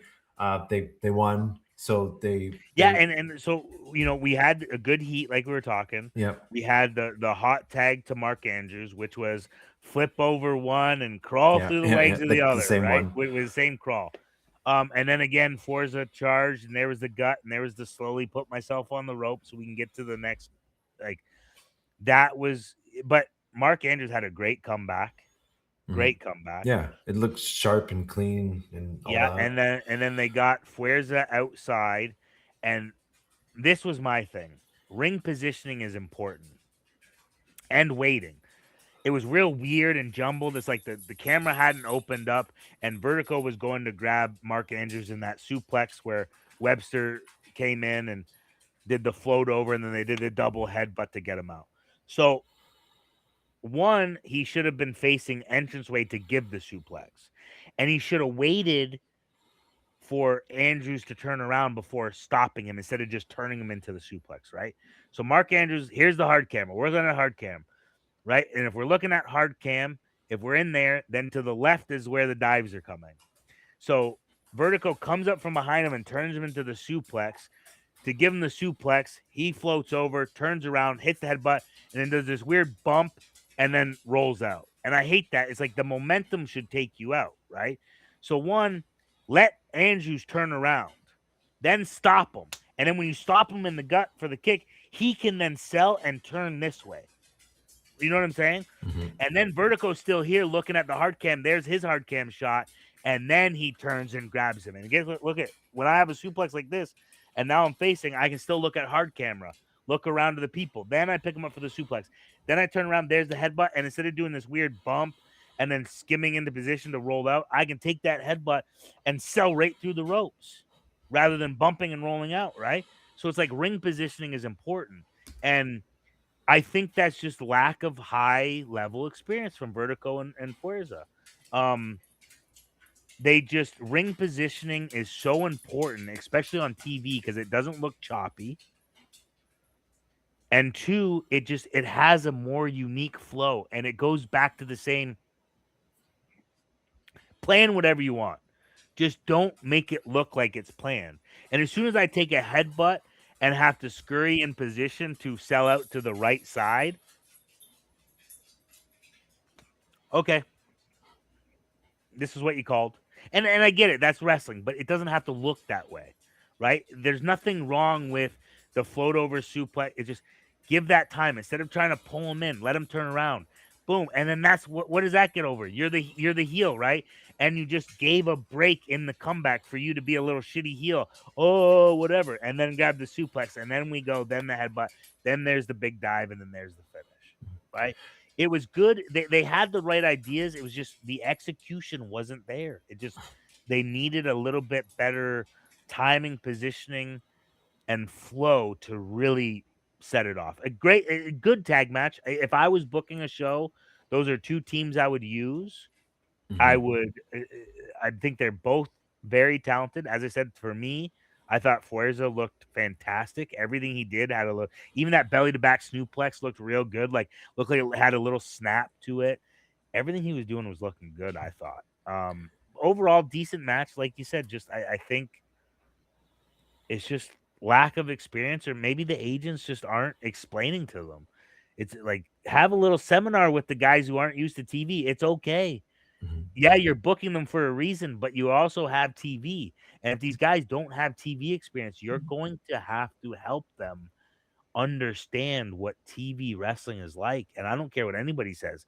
It's different than a house show. It's different than the little shows you do every weekend, because you have to pay attention to, as I said, there's more factors. Indie show, whatever, you're not going to care what the commentary says. You're just going to care about the live reaction. Hopefully it looks good on if you put it on your YouTube or whatever, and nothing else matters. But when it comes to TV, you need the camera shots to be perfect. You need the commentary to help tell your story. You need to make sure that you get your face in front of the camera at key points to make sure people see you. You need to make sure everything looks really good on TV because, God, when stuff doesn't look good, it looks terrible on TV. Mhm. But overall, as I said, we're nitpicking because we're capable of nitpicking. Anybody can go out there and say, I like this match, or I dislike this match, or so this or that or that. We are here to break down what booking to draw means. Booking to draw means everything: the stories, the in-ring work, the workers themselves. Everything has to come together to make it at the end of the road seem like it's must see. And right now, as far as I'm concerned, we're building to October 3rd, Mattamy Center for a must see show, and hopefully they sell out. Right. And so then after the match, we had a PCO promo. I thought this was fantastic. Yeah, I'm PCO's. I mean, Yeah. but again, PCO knows who PCO is. Yeah, and I think that's really the big difference Yeah. is he knew what to say. It was edited very well. It had a really eerie feeling to it. Yeah. It makes And me excited, and I've seen PCO a million times, but it still makes me excited to see what he's going to do on the program. yeah, for sure. So um I'm guessing next week, maybe. Actually, No, they have already. no, he's not on next week. Probably But in I 2 mean, weeks. I bet. but it's good that he's in the fold. So Yeah. it's got me interested in that. But the next match was Taylor Rising with Chris Chambers versus Alexia Nicole. This is pretty like basic enhancement match. I think it should have been almost a straight squash. Personally. Yeah, like I'm guessing they're just trying to play ball and like give the person that's and I understand that, and this is nothing against Alexia Nicole. Although there's two glaring things: the shotgun drop kick and some weird. I mean, the shotgun drop kick she did in that match didn't even touch Taylor. Mm-hmm. And I don't know if that was Alexia's or Taylor's. I don't know, but luckily the camera shot. You'd have to be really detail orientated and know what we're talking about to see it. But I mean, you could see like Taylor's forearms were out here and the shotgun drop kick like hit here. And then she went into the buckle. And there was another weird thing where like Alexia went this corner to go to that corner. Yeah. I think it was actually to hit that shotgun drop kick. I think it was right before that shotgun drop kick. I think I would have preferred because there wasn't much from Taylor Rising. And I don't know what you thought, but there was a couple instances where I saw something in her. Like she had a good presence. She knew to play to the people and she knew to play to the camera at certain times. There was one time where she did something and kind of walked away from the corner, but she kind of had the head over the shoulder looking at the camera with a smirk on her face. Like I saw some highlights where I understand why they're pushing Taylor Rising, and I'm excited to see her in a match with somebody who's very capable to see what she can do. Because I'm not very, I've heard the name, I've seen highlights here and there, but I've never seen a match with somebody that's on another level. And I think I'd be interested in seeing that. Yeah. Like she definitely had like strong presence. And I think it's just kind of more of the same of the previous match where it's like the stuff that's interesting, which is the emotional part, and seeing her just act like a bitch or whatever, or have some kind of attitude. It was more of like, here's moves I can do. And she gave Alexia some offense, which I guess, but like really it was just like we know what the goal is here, and it probably would have been stronger if we had just gone the other way, which like, okay, you want to play ball and be professional, but then also there's the overriding business that is the priority. I mean, you already had Alexia in the ring. So what are you know what I mean? Like you're clearly pushing Taylor, just push her. Yeah. Or get somebody else to fill that spot as Alexia if you like Alexia. I don't know. I think that could have been, and it's okay for whoever was putting over Taylor to get something in.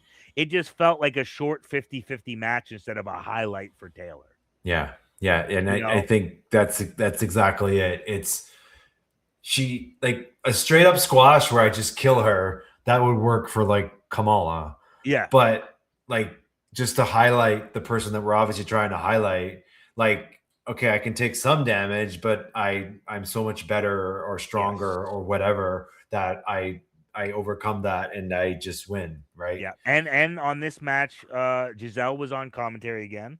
That's I right. think she got her points across much clearer than she did on episode 2. Much clearer. You know, it was also a shorter match. Also, I don't think she had to talk a ton, but I was very, very happy with what I heard from Giselle in commentary this week compared to last week. And as it goes to the match, I don't know why I hate seeing people use the pedigree as a finisher. Okay. I don't. I maybe just because it's like so, like that's Triple H's move. Yeah, You know what I mean? for I me, kind yeah, as a kid, Hunter Hearst Helmsley doing the pedigree, that's yeah, like I feel you on that right. one. So like it looked good. Don't get me wrong, but I think I'd like her to have a different finish Okay. because But even calling it, even they called it pedigree on commentary. And to me, yes, it's just like yes. Yeah. you know, And really, like it's called the pedigree because it was Hunter Hearst Helmsley.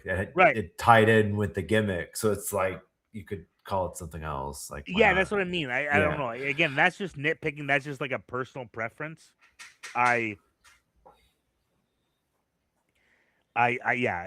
I don't like that. But then again, nothing was wrong with doing the move. Just as a personal preference, I would prefer a different move because it's just like I think almost everybody thinks of Triple H when you think of the pedigree. I do. To me, I yeah, agree. I So think most like people do. yeah. Um and just one more quick point. Like it seemed like the crowd wasn't even really into this. And I think again, if they took their time to establish that emotional connection, I feel like they get more into it. And it's Yeah, just, you know. yeah, and as I Um said, I think Taylor has the presence, but they're probably yes. they're not used to TV, so they're probably not used to the time restraints. They Mhm, did a little bit too much back and forth, which took away from what you're talking about. You mhm. know, if she didn't give Alexia so much, there would have been more room for her to get her presence over. Right. And that's why it needed to be less because it was pretty much a 50-50. I mean, you know, it was little back and Yeah, forth, at least then a little 40-60 shine. at the Yeah, most. yeah. And it should have been more like 15% for Alexia, maybe 20. Like, if you're gonna push Taylor as a homegrown talent, which clearly they are, you know, she looks like a a good wrestler. You know, her gear looks great on her. She had presence. I felt I just Mhm. would have liked to see more presence. I would have liked to see more of that. And with having that match as close to 50-50 as they did, I don't think that allowed to put the best foot forward with um Taylor. I always want to call her Taylor Wild because of Taylor Wild. I don't know Oh, why, yeah, yeah. but it's Well, rising. I Um, I always kind of thought the name was a rib of terrorizing. maybe it is. I don't know. Yeah, that's how I took it. But Taylor, I think she has some connection with Taylor Wilde, actually. Maybe I know Maybe they that's brought up that Alexia Nicole was trained I by think they both were. her. Were they? But I they don't did know. mention Alexia, but I'm sure Taylor Rising has either worked with or met Taylor I'm Wilde. sure. I'm sure. Um, but yeah, like I think that's and there's nothing more that I have to add. We've hit this, No, as I said, but I think the plus is I did see something in Taylor yeah, that that's can be there you go. produced and promoted moving forward. And it seems like I think in their heads, trying to think the way they're thinking, they've got Giselle and they've got Danny Luna, and then maybe they got Taylor coming up for the next Yeah. whatever direction they're gonna go. Yeah, it would make Um, sense because Taylor wrestled as a heel, Danny's the baby face, Giselle's a heel. So yeah, I mean, and that's good that they're creating more than one challenger. But back another week of TV wrestling, announcing a TV tag team title match for next week, and no mention of the Grizzled Young Vets, who were the first tag team to get a win mm, on TV. I was shocked at that. mm. But yeah, and then after this match, we have Danny Luna sitting in the back, and Giselle comes off Oh, commentary, and this there's made me mad. a little jaw jacking in this. Why I thought it was fine. Well, I felt like if you're the champion and you come down from just doing commentary and you get slapped in the face by someone backstage and she just stood there and took it. I So was like, I here okay, here's the devil's advocate to this situation. It's pro wrestling. So to me, it matters what they follow up with, right? So let's say next week, if we have a Giselle promo going, the only reason I didn't take your head off because that slap was as a champion that just did commentary. I have to represent this company, and just going off and beating somebody up because they can't control their emotion isn't what a real champ like that. That's all it takes, right? Just put a little snippet in your promo next. I'm not too. I don't. I understand. You normally want to fight back naturally, but with pro wrestling, I think it's okay. I do. I think that it's okay, but again, everything depends what happens next, right? So I would like to see it referenced and maybe Giselle say something of why she didn't fight back. You know what I mean? Something like maybe as simple as, Dani, when you slapped me, it showed just how classless you are. And to be the MLP Women's Champion, you got to have class, and very clearly you lack that. Anything, you know what I mean? Just something. I would like to see a reference so it doesn't look like what you're saying, but I'm not 100% sold on every time something happens you need to react physically with pro wrestling, because then everything's going to be a fight, and there's got to be a little bit of show and a little bit of time where people restrain from doing that. so But now to my point, I just think she shouldn't have slapped her. I think she could have said some kind of one liner on her, something insulting, uh, tell her she's gonna win the championship. I just think but that kind of Dani protects. Luna, I think, see, this is where I do agree with you. But the Dani Luna I'm familiar with outside of what it's been presented from that video package that they showed, she's like a badass. So to me, the Dani Luna I know should have slapped her. But the Dani Luna they presented through that video package, I don't know if would slap her. Does that make sense? Yep. Right? Yep. Like, which is, I know that's weird. So, like, I'm on with what you're saying, but also if they go to the Dani Luna that I've watched and I'm a fan of outside of MLP, she was going to slap her no matter what. Okay. You know what I mean? So, like, Yeah. yeah. So you're not wrong in what you're saying. I'm trying my best to look at both avenues. And there's a couple things where I feel are tropes that are sometimes said by other people and we echo them without like the runaway thing. I understand why people say that, but sometimes I think that's a trope of people needing to be right when there's sometimes things are open to interpretation. I'm assuming did you hear that from Al Snow? The running away. Yeah. Um, it's possible I heard it from him and forgot. I don't remember specifically. Okay. My thinking is that if you're in a fight, you shouldn't turn your back to the opponent, and I'm pretty big on that. Yeah. So like that's where my Yeah. idea Yeah. came And from. I get that. I get that. Which again is very valid. And I'm not saying that idea is wrong. I'm just saying we got to sometimes take into effect everything, right? So if my belief is that you're dazed and I want to give you a clothesline, I know in the confines of what we do as a pro wrestler, hitting those ropes is going to shoot me off those ropes with more velocity than I would from just throwing it here. But that's not often. I think that's also a job that commentary could do a little bit better universally to describe why people hit the ropes, and once you've described it a couple times, then it becomes, in the ether of why. And again, that's a subjective thing, and no, I don't think there's any right or wrong. I just think like it makes sense if you make it make sense, which is pro Yeah. wrestling. Anything can make sense if you make it make sense. And it's partly on how you turn to hit the ropes. It's partly how you've left your opponent when you hit the ropes. And it's partly on if the comment, because there's definitely times where what you're saying, it's like, yeah, it looked blatantly like the guy was running away. When they didn't intend for it to blatantly look like they run away.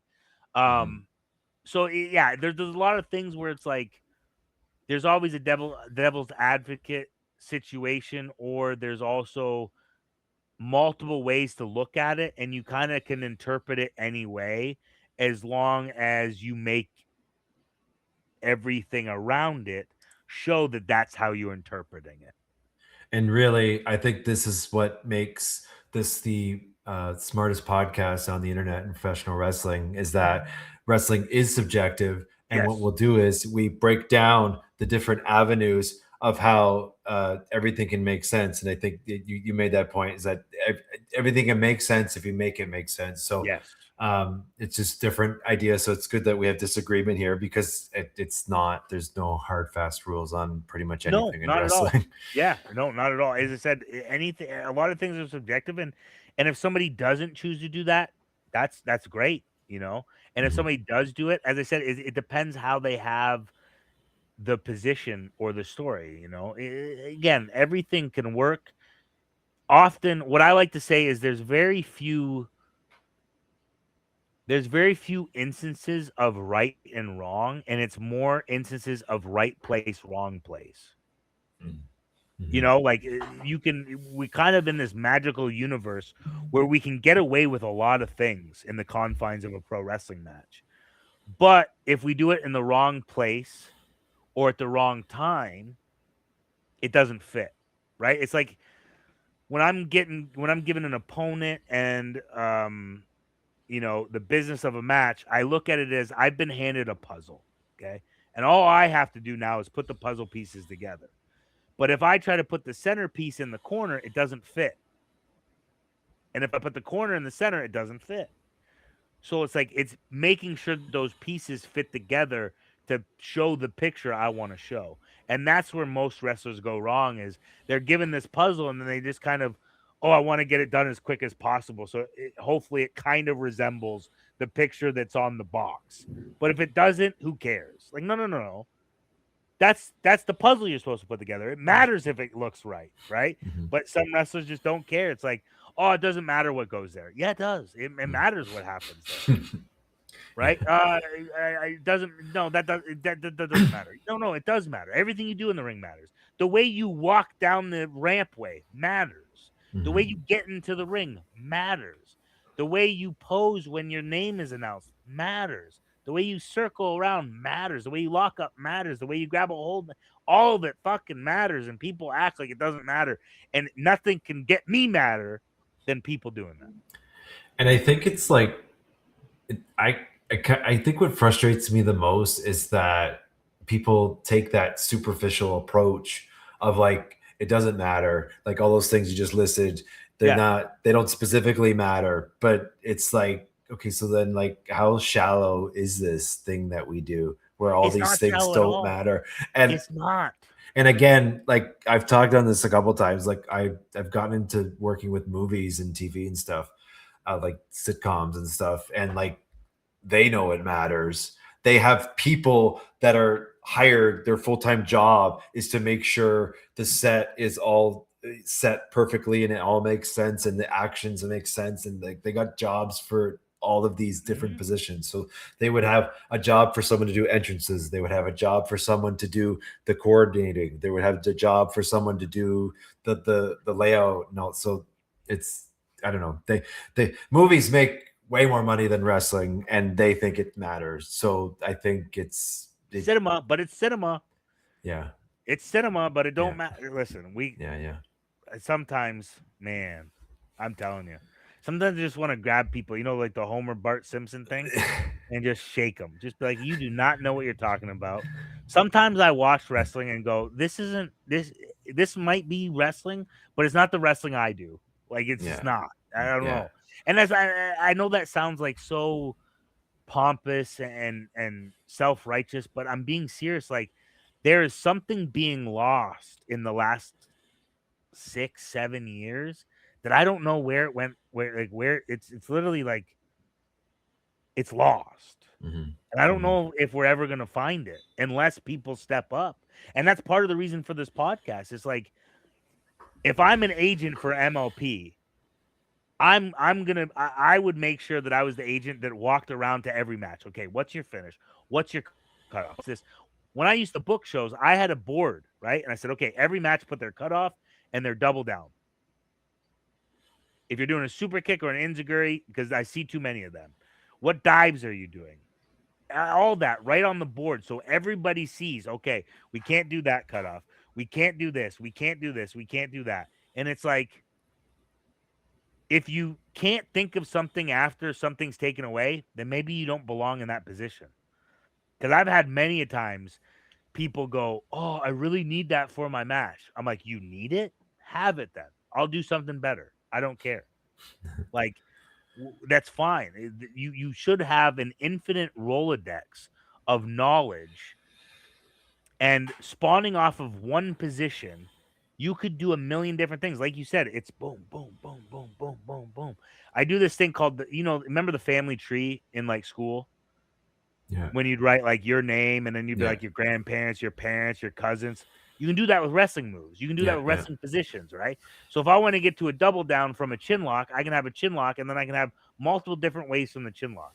And then from each way of those out of the chin lock, I can have multiple different ways out of that position and multiple different ways out of this position.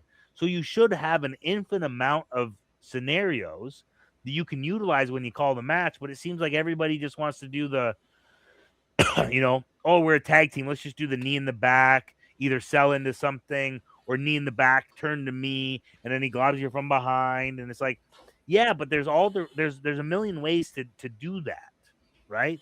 There's a bunch of ways. And it's just like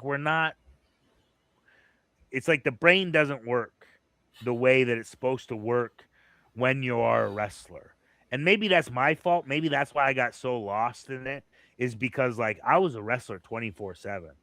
If I'm in the car and the music is playing and I hear a line, I go, damn, what if I said it this way? That might be good for a promo. Boom. What if I watch a movie and I see a fighting scene? I'm like, damn, the way that guy sold that looked good. Or the position they were in for that looked good. Like, you can take from everything and put it back into wrestling. But I just don't think people. What happened to dressing for the job you want, not the one you got? And not a lot of wrestlers are dressing for the job they want. And if they are, then I don't know what fucking job they want, because they're not dressing for the top ones. And I think it's like just like taking some initiative on creativity. Yep. Versus being a performer and then you're just mimicking what you see, right? Yep. It's, I don't know. But the next match, the last match, Evil Uno versus Rohan Raja. Oh, wait, before we move into that, they were out of position for the drop to hold into the ropes in the 619 so badly, even Morrow didn't know how to make up one. And again, this isn't, listen, I want to make this isn't an indictment on the people themselves. This isn't even saying that they're a terrible wrestler. There could have been multiple reasons why this didn't come off as clean as it could have.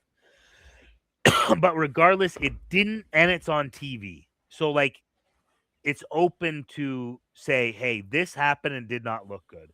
I hope that moving forward, none of these mess ups happen, but maybe we're bringing them to light so people go, you know what? I do realize what was wrong with that. And it was literally just, maybe they forgot what the spot was because Taylor was way too far out from the ropes to even try and drop Holder on the ropes, but we still tried it. And then like Alexia realized she wasn't near the rope, so like tried to stop herself and then acted like she still bumped, and it was just so weird. I don't know. Those little things we got, especially on TV, man. You gotta focus on that type of stuff. Ring positioning is so important, and it's like people aren't aware. There was a lot of poor ring positioning on this episode. Well, yeah, and it's like they're not aware. You would think when you watch it, because they put time into putting this together. This wasn't just slapped together 5 minutes before they went out. No. It's TV. That's not how it works. They were there at noon. They've been planning their segment all day. Yep. They could get in the ring and walk through it. Like, yeah. But so then they closed out the show with Evil Uno versus Rohan Raja. And I have a feeling that we're going to pick this apart quite a bit. What say you? I think it's. I think again the theme is who's producing it and the agents and the consistency and the production looks great, looks very professional, but even just things of like where the camera is positioned to catch the things that they're doing. I see. I thought the layout of the match was fine. I think Uno's gets TV wrestling, and that's probably from AEW. He had a good layout to kind of hook the crowd, but the things that took me out were no selling the leg constantly. And going in and out. Like I remember they're doing a strike exchange after Rohan had taken out Uno's knee like 3 different times. And Uno's getting hit and he's selling the leg on the way, selling away to the ropes. But then he walks completely fine to then stand and plant on his leg to trade again. And then there's multiple times where he just forgot or just lightly touched his leg instead of it actually affecting. And it was like, it was the front tackle to the leg, and he did a chop block as well, and like worked the knee during the heat too, right? And it's like you needed to almost feel like you couldn't walk, and then finally you start like fighting through the pain and kind of like hitting your leg, like come on, fight through it. There was just not enough selling on that. That's what they were going for because it was in the finish basically, or like towards the end of the match, like that spot with the half crab. Yeah. And then he had the other submission, which wasn't his leg, kind of, but like which I guess I'm that's okay his with. submission. Yeah. But, yeah. But again, the position of that. There was. How long has Rohan been working?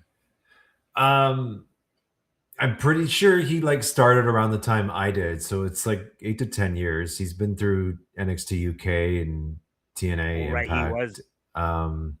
Man, he doesn't. He's got a great look. Yeah.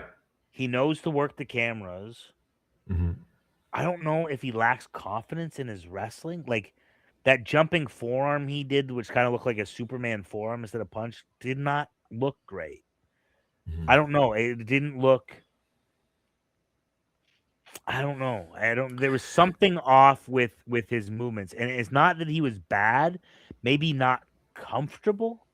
I don't know. There was something weird because, like, there was a lot of high points that made things look good. I think Uno was looking great with what he did. I think Rohan's facial expressions were good. He's obviously in great shape.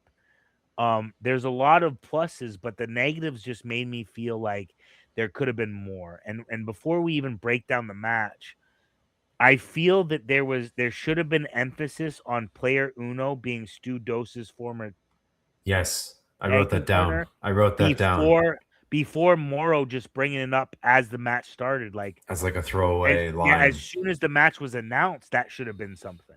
Mm-hmm. Mm-hmm. Like that should have been, last week when they announced Rohan versus player Uno or Evil Uno, should have been like Evil Uno, the longtime friend and tag partner of Stu Grayson, fights Rohan next week for the Champions Grail. Is this about the championship revenge, or about getting revenge for his friend and former tag team partner? Right, but there was only a brief, a regular tag team partner as the Super Smash Brothers with Stu Grayson and the but it was just at the beginning of the match. There was no. They should have plugged that last week that there was a connection between Stu and Uno because of the aftermath, right? But yeah, whatever you have about the match, let's start talking about the match. And I think just to hammer one more point, because we're talking about the match as a whole, I feel like because the business is Rohan and Stu Grayson. Yes. And I feel like because I mean, I kind of get why we got what we got, but the business is that Rohan should really beat down Evil Uno really bad, and it was more of like a back and forth. You know what I'm saying? Yeah. So And here, like I get Evil Uno's AEW and probably doesn't want to. I'm not saying it's a squash. I'm not saying right. that, but I'm getting like he maybe doesn't want to come off that weak. But at the same time, with what's laid out here, the business is Rohan and Stu Grayson. That's you know what I mean. And this is why I think goes back to my point. If they had a hammered last week when they announced the match and maybe did some stuff throughout the show before the match to show that maybe he was trying to avenge his former tag team partner, not just become, the champion's grail, maybe that would have helped that too. Like, understand, I get it. Player Uno's a more well-known name than Rohan. So giving him a 50-50 match against him, I get the perception of that. I'm okay with that in this instance because it's the main event, it's TV. You want him to get a title win. I get it. You want him to get a little heat, which we could have maybe done a little better with during the match, and you want to lead it in the stew. I just think they should have made more of a point prior to the beginning of the match to bring up Stu and Evil's background and the fact that they are friends, the fact that they have been in a tag team, the fact that they were in a faction in AEW, that should have been promoted from the second that match was announced last week rather than just a little bit of info as the entrances were happening. And I think maybe that would have put a more likelihood of, you know, them going because they started the match hot, right? Like right off the gate, Uno hit something, which makes sense. But then he did pose instead of get on him a bit. Yeah, And, yeah. as I said, this was a time to And get on him a bit, I and think then that's maybe like have the theme of the yeah, whole match, where it's like, okay, they did this and that was good, and then it's just like they didn't follow up on it. yeah. The biggest glaring things were the knee. There was not enough selling of the knee. There was not enough struggle to sell the knee. Um, and then my other big complaint was the finish. Um, but The break, crowd was flat. Okay. yeah, but talk more about the match yourself, and maybe Yeah. I'll jump in here and there. Well, so they came out, they did their entrances, and they were touching before the match started, which I was like, that's probably a faux pas for me, where it's like the ref should keep them Yeah, apart, or agreed. like if you touch, you're scrapping. You know what I mean? Mhm. But even like so, and I think Rohan initiated it, so then the babyface should come back, and then Rohan hit him again, like a little shove, Yeah, and it's like I don't know. It's just like it doesn't help anyone having that. agreed. But with the knee, they opened with the knee, or was it a boot? There's a boot. It was a boot. Sorry. But like Rohan basically walked into it, which that Yeah. was another faux pas for me. It's like that's literally like it's 20 by 20 feet ring. Like Hmm. you can't see that coming. You just eat it. Like, and all he had to do because this is book to draw is just walk into it from his back. So turn his back to Yeah. Evil Uno and just kind of rotate around. Oh shit, he's coming, and then there you Or go. if there was more speed into it. It Yeah, came kind of quick, like they're rushing for a it's just lockup. because it was such a And big space. yeah. See, again, I think that this is where commentary, they should have explained this to commentary because commentary can only go off what they see, right? So in my head as a wrestler, if I'm calling that at the start, I'm thinking, well, I am Stu Grayson's tag team partner and friend. I am trying to get revenge for him. So right off the match, instead of wrestling, I'm going to boot him in the face. So we charge each other to lock up, but I put up the boot the last second. That's something that would have helped explain it to you if they told the commentators to say, look, Evil Uno is starting this match off hot with the big boot to Rohan's face because of what Rohan did to Stu. That would have made it a little bit more sense. And I actually have a feeling that was the idea. Yeah, what I believe 100% Yeah, that was the yeah, idea, but it didn't come across as the idea. yes, that's what I'm saying. Yeah, Yeah. I agree with you. And I know exactly what you're saying because, like I said, remember, this is a marriage between the wrestlers, the referee, the camera crew, and the commentators. And once you leave one out, the entire story is not being told correctly. The structure Right? You falls can't. apart. Yeah, you can't because it's everybody's together. So yeah, like we already harped on this point, but they did the big boot and they followed it up with Evil Uno chopping him. And Yeah. it was like, okay, so we've escalated it, and then it just now it goes here, right? But then And that's Evil the Uno, psychology. Like, why would you back down? yes, Unless you're the heel and you're getting the heat and you're starting to punish them. Yeah, you don't what you don't try to stab somebody after you threw a grenade at them if you have a gun in your pocket. there you go, yeah, Right? that's the one. Like, you just boom, boom, boom. You should have stayed up with him. Then maybe he gets out, maybe puts his manager in the way, then stops you briefly, rolls you in, get in, and then you get back on him. And then maybe there's the chops. Right? Maybe have that little break. Maybe steam, steam, steam. He gets the girl in front of you. You move the girl, bip in. He comes back in. You chop him. He sells the corner. Now you want to punish him with the chops and then pick it back up. Like I said, usually it's at the wrong place, wrong time. If we settle down a bit, and then that chop was a more like, you bastard for using your manager, boom, and then gives him a couple more and then carries it on. We could build to it. It's just like you said, if we're gonna start off with the boot, if you're gonna start off furious, you got to get on them. You don't let them come And up, then they went, right? Yeah. You either get up on them, let them get out, then get your heat, let the referee pull you, whatever. But there's definitely different ways. I would have to be watching it as we talk about this to specifically say, if we did exactly this sometimes. But I agree with exactly what you're saying. You don't want to fall off, especially if you start with something like that, because it looked good and Rohan took a hell of a bump off of it. oh I yeah, thought, yeah, for hell of a sure, bump off of it. yeah. So it's like you're kind of throwing that bump away if you bring it down right after. So I'm 100% with you. So we had that, and Evil Uno went up, I think, for like a shoulder tackle off the top rope, Yeah. but he misses, and that's where he hurts the leg. Yes. And I think like working leg is good, but it was just like there's just so many inconsistencies throughout all the stuff that they were doing with the leg hurt, leg Well, didn't you got to hurt. think there was 3 different things. Not only, so it's 4 different things. So during this heat, right, we saw that. Then when he turned in the low tackle, right, the front flip bump. Yeah. Then we saw a chop block from behind. So Yeah. there's 3.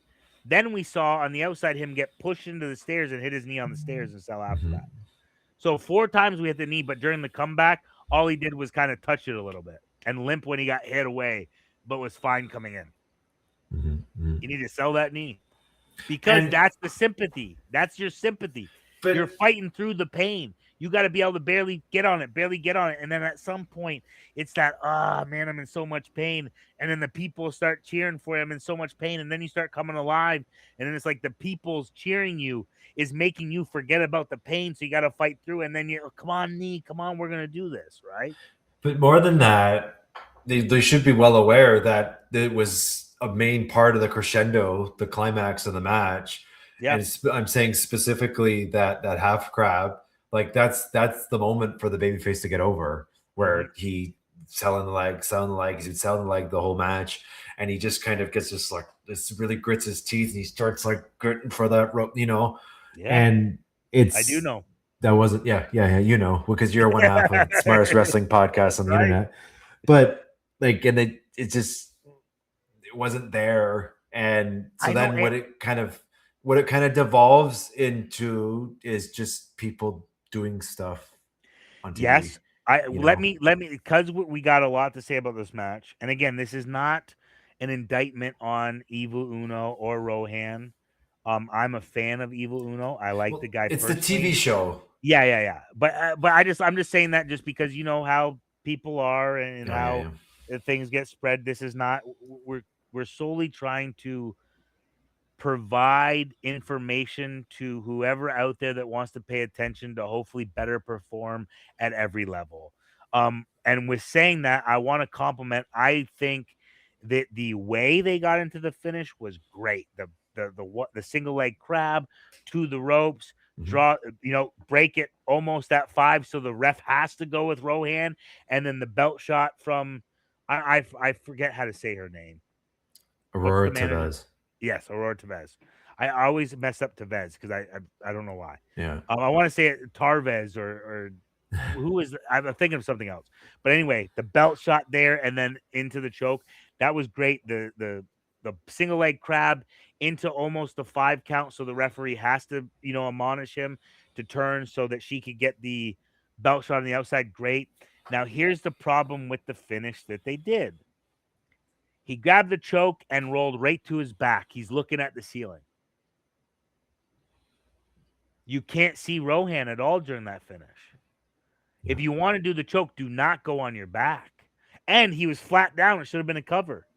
Yeah. He should have been on his side looking at the hard cam with the choke and with his facial expression. It's a choke when you've supposedly been working the leg. Yeah. Just take the half crab again, right? Something. I agree. Sharpshooter. Yeah. Some figure and 4. The belt shot, he should be out. Yeah, I agree. I understand that they're trying to get the choke over, but then like you're saying, I don't understand why we work the leg if we're not going to go into it. And how shitty would it have been? I think people don't think about this. Single leg crab, we're cheering for the babyface. He gets the ropes. Yay. Oh shit, belt. And then we grab it and he's out. That's such a shitty finish for the heel to get eat, yeah, but it is what it is. Now you jumped ahead a little bit. I got some more to talk about. Yeah. He hit the backstabber during the heat, which yes, minute point. I think a backstabber is one of his moves, but it's not emphasized in the leg. But we've already harped on that. But I would have liked to have seen escalation at this point. And I singled this out because this is what I was feeling when I was watching it.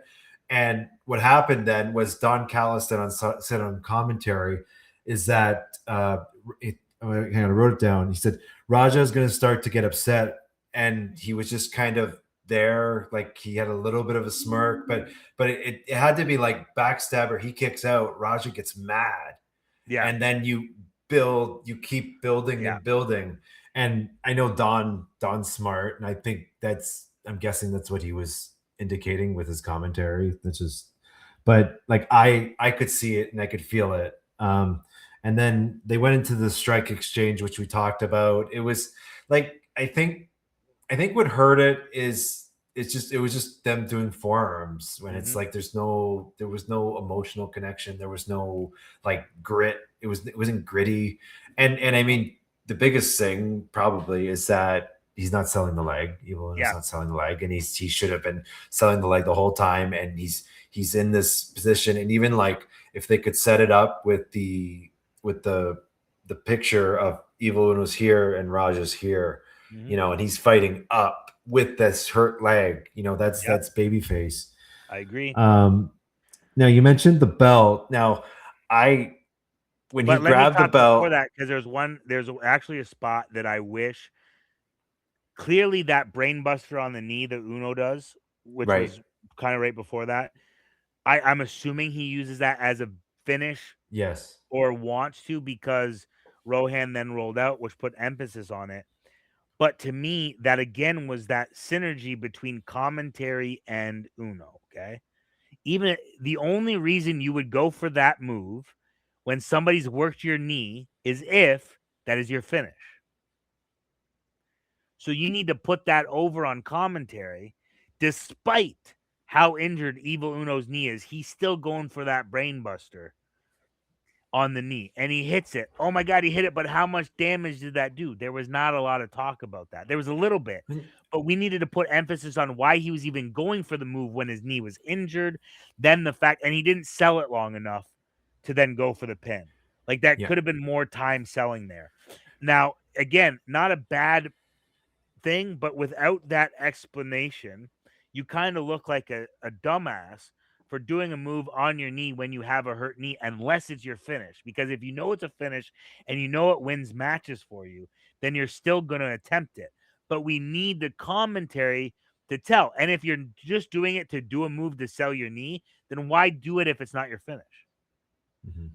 Because logically, I'm not going to do something if it's going to hurt me, and I don't know if it's going to win a match or not. And like, I agreed with all of that, and obviously we've been harping on this leg story for a while. But like, I feel like because they were inconsistent with the leg, it was just kind of like it was fine. Like again, wrestling's Yeah, subjective, it was fine. It was fine. and But we're like booked to context is draw. everything. We're trying to teach them how to fucking work the Yeah, draw. we're trying to teach you Right? how to book the draw, but then we're also talking about what we see, which Yeah. is the most important thing. But Which I mean, but that's yeah, part of booking. All that makes sense because yes, the it's got to have a certain feel, and like there's so many positives that the negatives are so glaring to me personally, and obviously to you, not because we want to find something negative, it's because we want to get to the point where hopefully there's nothing negative. there you Right? go. We want everything to be great because the more success this company has, the more successful wrestling in Canada is going to be, right? And we're And I Canadian, would love, yeah, like and we man, can go back. I'm American now, but Well, you're I know the Canadian. No, struggle. you're Canadian. You're born here. I know the struggle of breaking through from Canada, and not only that, I mean, I would love to see MLP get a better time slot. Yeah. Right? I would love them to maybe even move to 2 hours at some point. Mhm, Not soon, right? mhm. But it would be nice, like, okay, maybe a year from now, they're on the lead in to Dynamite on Wednesdays, or they come on right after Dynamite on That's Wednesdays, doable. Yeah. right?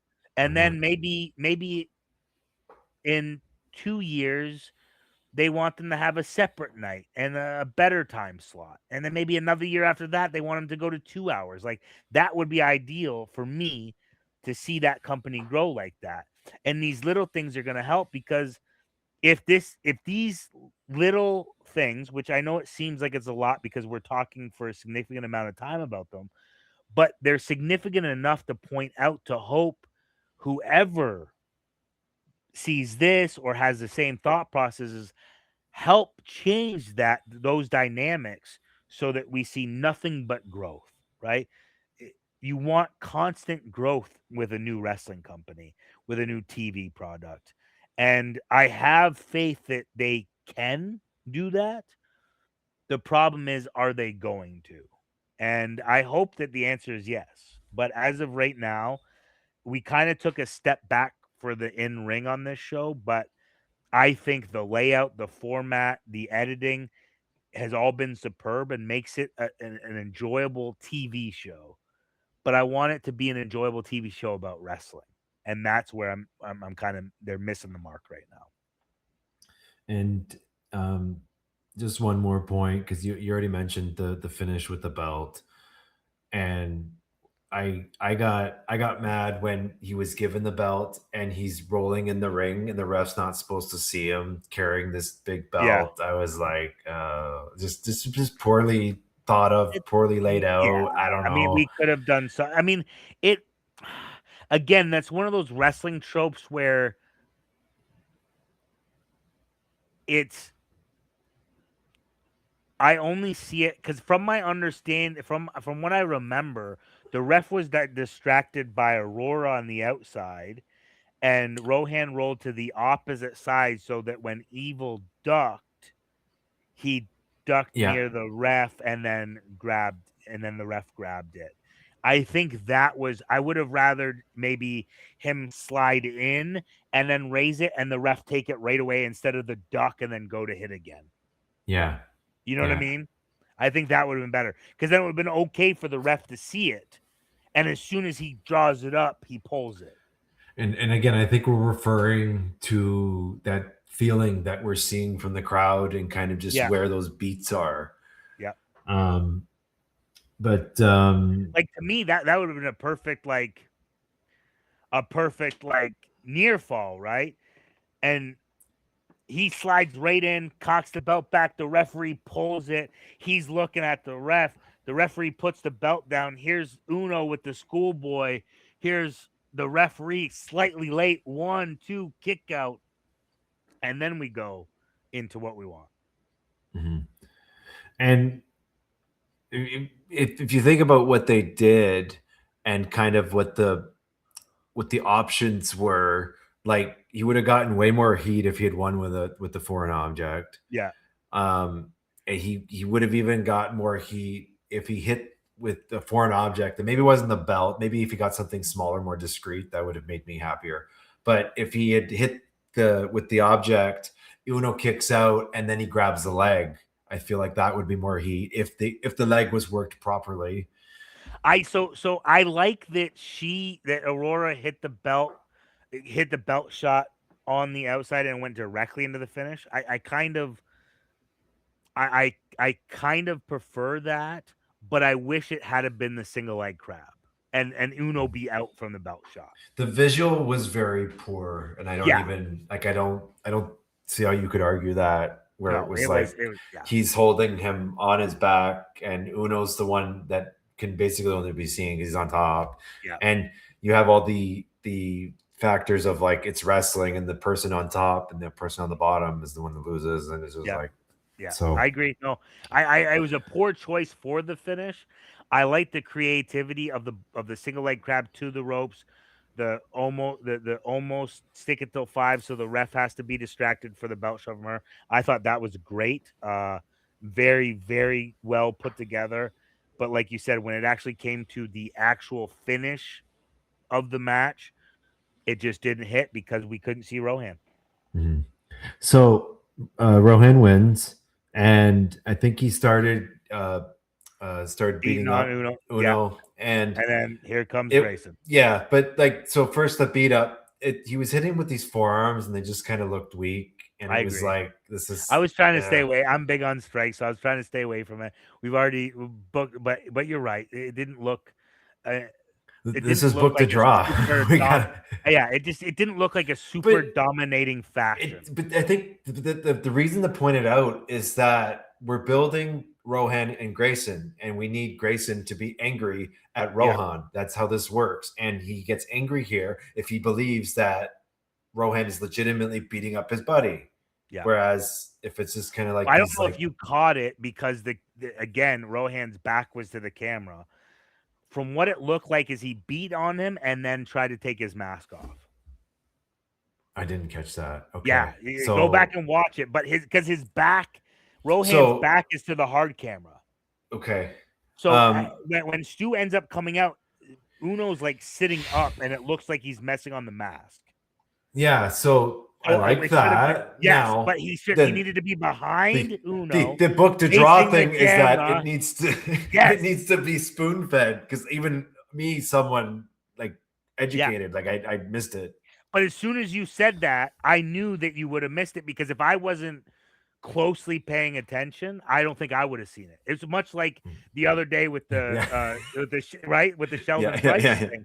I didn't even catch it, and I was watching, and I was really breaking stuff down just for whatever reason that didn't go to my head, because it also didn't help that it wasn't very apparent that the push off with the drop kick was supposed to be what happened. It came off weird. So I wasn't following along the story, which is why I kind of missed it at the end. Right. And then on this, if you didn't see the mask, so you just thought it was beaten. He was definitely trying to go for the mask, and maybe that's why the last couple shots before Stu came looked weak, because he was at the end. I'm not saying that the forms before that looked fantastic, but at the end he was playing with the mask, and it wasn't very apparent because his back was to the hard camera. And it's like, no, man, that's what you make you beat the shit out of him, right? You give boom, boom, boom, boom. Then you get some camera. And then as he's selling, then you go and you pull his ass up and you're looking at the camera, and then you're trying to tug the mask off, and then here he comes. It's like, look, I just showed more emotion in 10 seconds doing exactly what I would have done. Yeah. It's just like, walk through that. Show them. Here's the camera. Try to tear that mask off. Let's get some heat on it, baby, and then bring down Stu. So Grayson runs out. Grayson and Rohan touched, which... fine, but also I think if I was directing, I would. Okay, you agree? Yeah, because I would have had first episode Grayson not fight back at all, even though they got it. Yeah. Then now the goal is Stu wants to get his hands on Rohan, but he doesn't get his hands on him until they get his hands on him. Okay, yeah. And then Grayson cuts a promo, and he basically says, "I will gladly give you a championship," and what they settle on is that it's going to be title versus title. And I think we riffed on this a bit in our personal chat, but do you have any quick thoughts? Like, I think it seems like it's all it's happening very fast. I think going to title versus title right off the top is I don't want to say wasted, but like just 100% wasted. You want me to tell me why? As a heel, why do you want to give that title match? Yeah. Why do you want to do title versus title? Yeah. You want your hands on me, Stu. You want your hands on me. Put your title up. Yeah. No, right? Like, this is how it goes. Why are you just putting up the belt? And he didn't even say anything. It was just like Stu's challenging and nobody's making it. It's like, I don't like that. I don't like how wrestlers make matches. Well, yeah, and I wrote this down too. It said winner takes all. I guess that was the line they wanted to go with, but it was like, well, when is it? They didn't say when, and it's not next week because we're gonna run down the card for next week. And it wasn't advertised, that's for sure. Because one, like, it's just, I don't know, man. Yeah, Rush. Like, we could have got a couple singles matches instead of just the unification match. Right. That's I think that's the biggest point. Because you need. We understand why Stu wants his hands on. So the thing should have been, as I said, first week, 0 offense from Stu on the beatdown after the show, right? Then you have Stu try to get his hands on Rohan on this episode. He doesn't. And now he wants to get his hands on him, and he challenges him to a match. Then Rohan says, the only way I'm wrestling you is if that title's on the line. Then we get match number 1. Either Stu wins, or it's a DQ, or it's a count out, or something. And then Stu wins hopefully by, let's say, DQ. And then he wants another match, and he gets it because it was a DQ, but instead of his title on line, it's the Champion's Grail title on line. And then we have something there, and then a figurehead comes and says, okay, you guys can't get this done. We're going to have a gimmick match with both belts on the line. Right? That's what we could do. And it doesn't even have to be a gimmick match because it's a title versus title match. But if we do screw finishes on them, like a DQ on one or something on the other, then we can have a no DQ or this or that. Like, then there's options, right? Give me something more. This story could have been told over longer. I'm assuming that they're just trying to get Stu in a position to have a big match at Maple Leaf Gardens or Mattamy Center on October 3rd. Which is still 8 weeks away. That's what I mean. So we could have built this to, like, maybe have the challenger confront Stu 2 weeks before Mattamy Center and drag this out a little bit. Right? Like, you could have just dragged this out a bit, but I can only assume that they're going to have Stu win the unification match and then start building. Which also kind of like throws a wrench in other things because you got 2 belts on one guy. Yeah, or unless you're just like, getting. I can't assume that Grayson's going to lose that, right? I don't know. So, I don't know. I assume. I don't know. But then you got 2 belts on Rohan. Yeah. Right. Yeah. Either way, I mean, they maybe they're getting rid of the PWA Champions Grail and only doing MLP titles. Maybe they only use that title as a prop to make Rohan seem like a main eventer to a TV audience that's not familiar with him. Maybe. I don't know. He's had it for a long time. Yeah, so I don't know. So then we closed out with the big announcement. This was really the biggest thing we were most interested in. Yeah. To see who answered the call, who was the mind-blowing announcement. And we riffed on a number of things before to trying to figure out who it was. And but I think we were kind of right. We went with Adam Copeland, and it totally makes sense, like a big-time star Canadian. I guess he had said recently or before that he wanted to have a match in this specific venue, which the only way this would have happened is if it was with Maple Leaf Pro, because AEW and WWE don't run there. But it's so we saw the build. We saw a bit of the reaction. I think there's definite buzz for Yeah, I think I'm trying not to call him Edge, Adam right. Copeland, but I they didn't say what he's going to be doing. No, He's and that's just fine because we have so many weeks of TV. sure. But So the reason why I feel like that's important is because I feel like he has to wrestle. yeah, He has to do. He has to but that's wrestle what something. I think it's gonna be a tag match. Yeah, I I think do. I I could think it's see gonna be a that tag match. theoretically because Yeah. he's older And but all maybe that he stuff. wants a singles match. I don't know. I mean, Maybe. I don't know. But I will say that I had thoughts that maybe saying that it was going to blow your effing mind, Scott D'Amore's tweet, that Edge or Christian, which I mean, Edge was the right move because Christian's kind of had a little life outside of WWE more than Yeah. AEW. He did that TNA run. He did some indies back then. He did Ring of Honor. So Edge, I think, would be classified as the bigger announcement, which is good. And then after it happened, like it was big news because when you think about it, he's never done anything outside of being a contracted wrestler since he went to WWE in Yeah. 97. He's only done AEW and WWE for the last, almost 30 years. Yeah. He's mentioned, I think, in 2023 that he wanted to have a match at Mattamy Center because the first wrestling event he ever saw live was at Maple Leaf Gardens. And I mean, he's undoubtedly one of Canadians' biggest wrestling stars in the last 25 years. So I think a lot of people have picked up that he's going to be there. From all accounts, when we looked at the map, it looks, what would you say, comfortably probably it sits about 25. What they have at about 25, So 50, they right? actually, so we'll dig into this because this is going to be part of Book to Draw, and we're going to evaluate all this. Yeah. But in reading Ticketmaster, there's actually a listed capacity of 2,500 and something. Like Right. it's like whatever the official number I is think it was around 2547. Yeah, that's what I wanted to say, but it's like something like that. I don't want to say the wrong Yeah. number, but and we're even tracking the tickets that are being sold because you can see that with Ticketmaster. So Yeah. it looks like tickets were moved. I think they were on sale today. So they're moving. They didn't sell out immediately, which is okay. That's okay. No, but it looks like they comfortably have probably about 1,500 sold. I would guesstimate from at least the maps. 1,000. I'd say 1,000. Okay, I'm sticking Yeah. with about 1,500. I'd be Okay. interested in them first day sales. I'll have a look after this. All right. And we'll talk about it next week. But Yeah. yeah, I don't know which direction they're gonna go with him. Like even if he doesn't end up wrestling, like what is he gonna do? When with who? Right. Right. So they have options, which is good.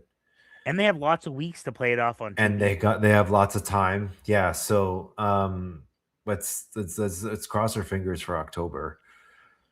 Yeah, I want them to sell out. I hope they would have to really open up want that more show tickets. to be successful. Yeah. I hope they actually have to open up more seats, and I'm being serious. That would be that would be I the best case scenario for sure.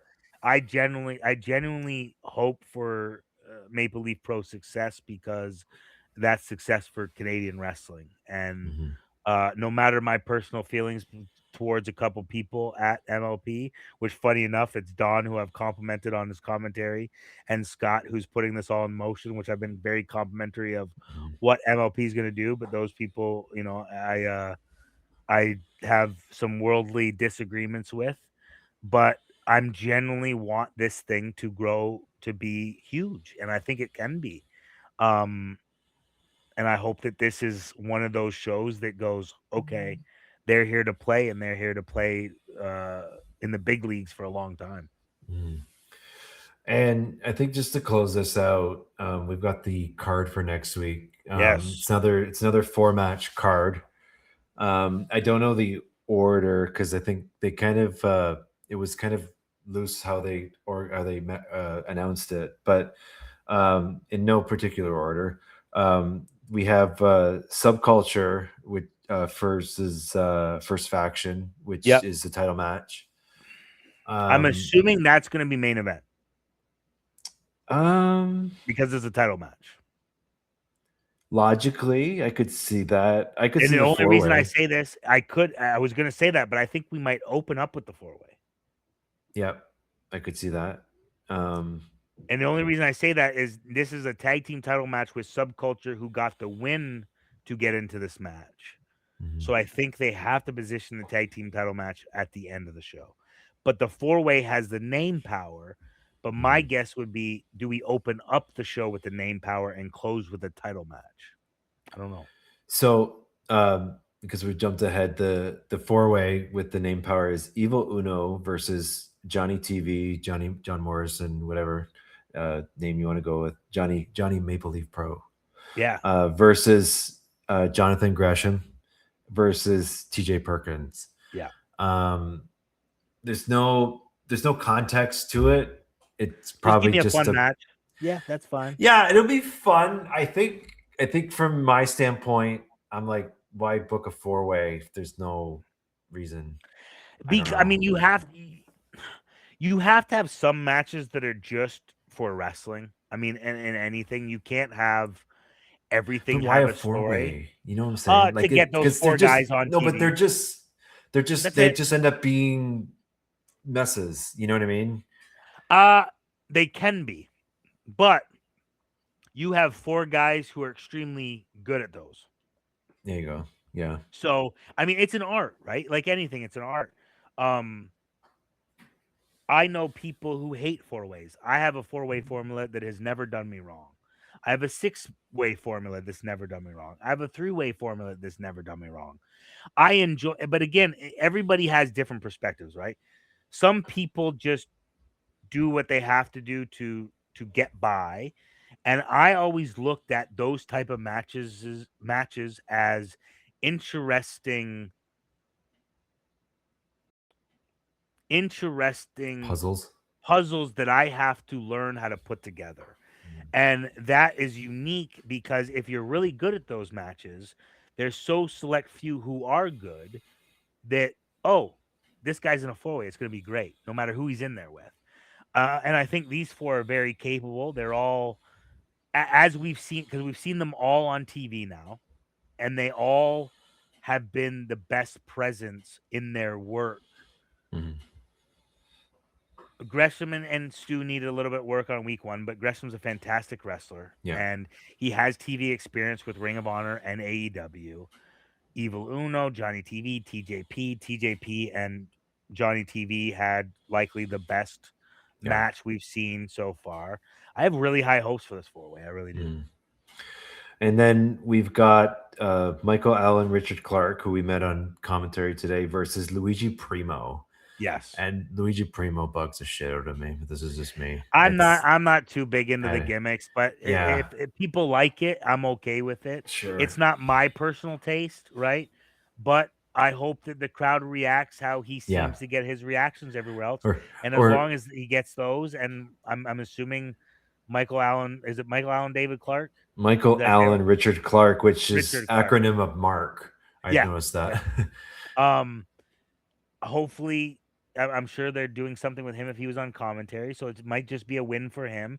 Get the Luigi Primo gimmick over, and that's fine. You know, gimmick is fine. At the very least, I hope the crowd is more into Luigi Primo. Or not, I don't want to say I hope for, but I hope he has as equivalent a reaction as Psycho Mike, because Yes. that's what I want. That's what I would Yeah. want out of that. Yeah. Yeah. And then we've got a women's match: Taylor Rising versus Big Al, Alice Crowley. Yeah. I'm curious. I'm excited for that. Well, I'm yeah, excited for that. that's exactly what I was going to say. I'm curious to see what kind of direction they go with that, because there's a number of different things they could do. Yeah, it's based hard off- because Alice already lost to Giselle. and I think they like her. I mean, she's very talented. Yeah. So I would assume so, but they also are putting stock in Taylor. And I think both of them, from what I've seen from Taylor, she has a high glass ceiling, Mhm. if there is a glass ceiling. Mhm. But there's a lot of room to move up. And I've been a fan of Alice since she started training with me, and I paid close attention to her career. I think that match will be. It might actually be the best women's match that they've had on the 4 weeks of TV. depending on what they do with it. Yeah, because it seems like I think there's been 3 of them, and majority or at least 2 of them were like enhancement matches. Yeah. Well, right? the Danny Luna was kind of a enhancement match. Al and Oh yeah, Al and Giselle. That was like was like the that main was a event legit or the match. yeah. So I'm assuming that this is going to be Taylor's legit match, which makes it even more prevalent that it should have been more of a squash this week if next week is going to be the big test for her. But as I say, you got as I said, sometimes it's hard to look ahead of time. But I mean, you'd think like, okay, let's say it's like October, February, June, October. That's when you're gonna like run the Mattamy Center. Then you should be booking kind of TV to each one of those big shows, right? And I mean, maybe they are doing that, but I don't know. I'm excited to see where they go. We're still only 3 weeks in. There's a lot of time to move forward. There's a lot of time for stories to develop. And I guess we'll just see where everything goes. And I think on the whole, this card is pretty solid for a Yeah. TV show. So this will be next week. We got 4 matches again. This is the last round, I guess, of the tapings they did, because then Okay. August 7th and 8th they're doing another round at St. Clair's College. So we'll assume the worst and hope for the best. I'm gonna assume the best and hope for even better. There you go. That's All right. optimist. I love it. Okay. Well, that's gonna do it for book to draw. We did a number of booking to draw today, and this is just case in point why this is the smartest wrestling podcast on the internet, and in such a short time also. So I'm Mr. Marvelous. It might be the smartest wrestling podcast anywhere, not even just on the internet. Of all time. Yeah, I mean, I think the aliens are talking about it. Yeah, the buzz we've gotten is incredible. But we're signing off. I'm Mr. Marvelous. I'm Big Michael Elgin. And we are the smartest wrestling podcast on the internet. That's why we booked a draw, baby.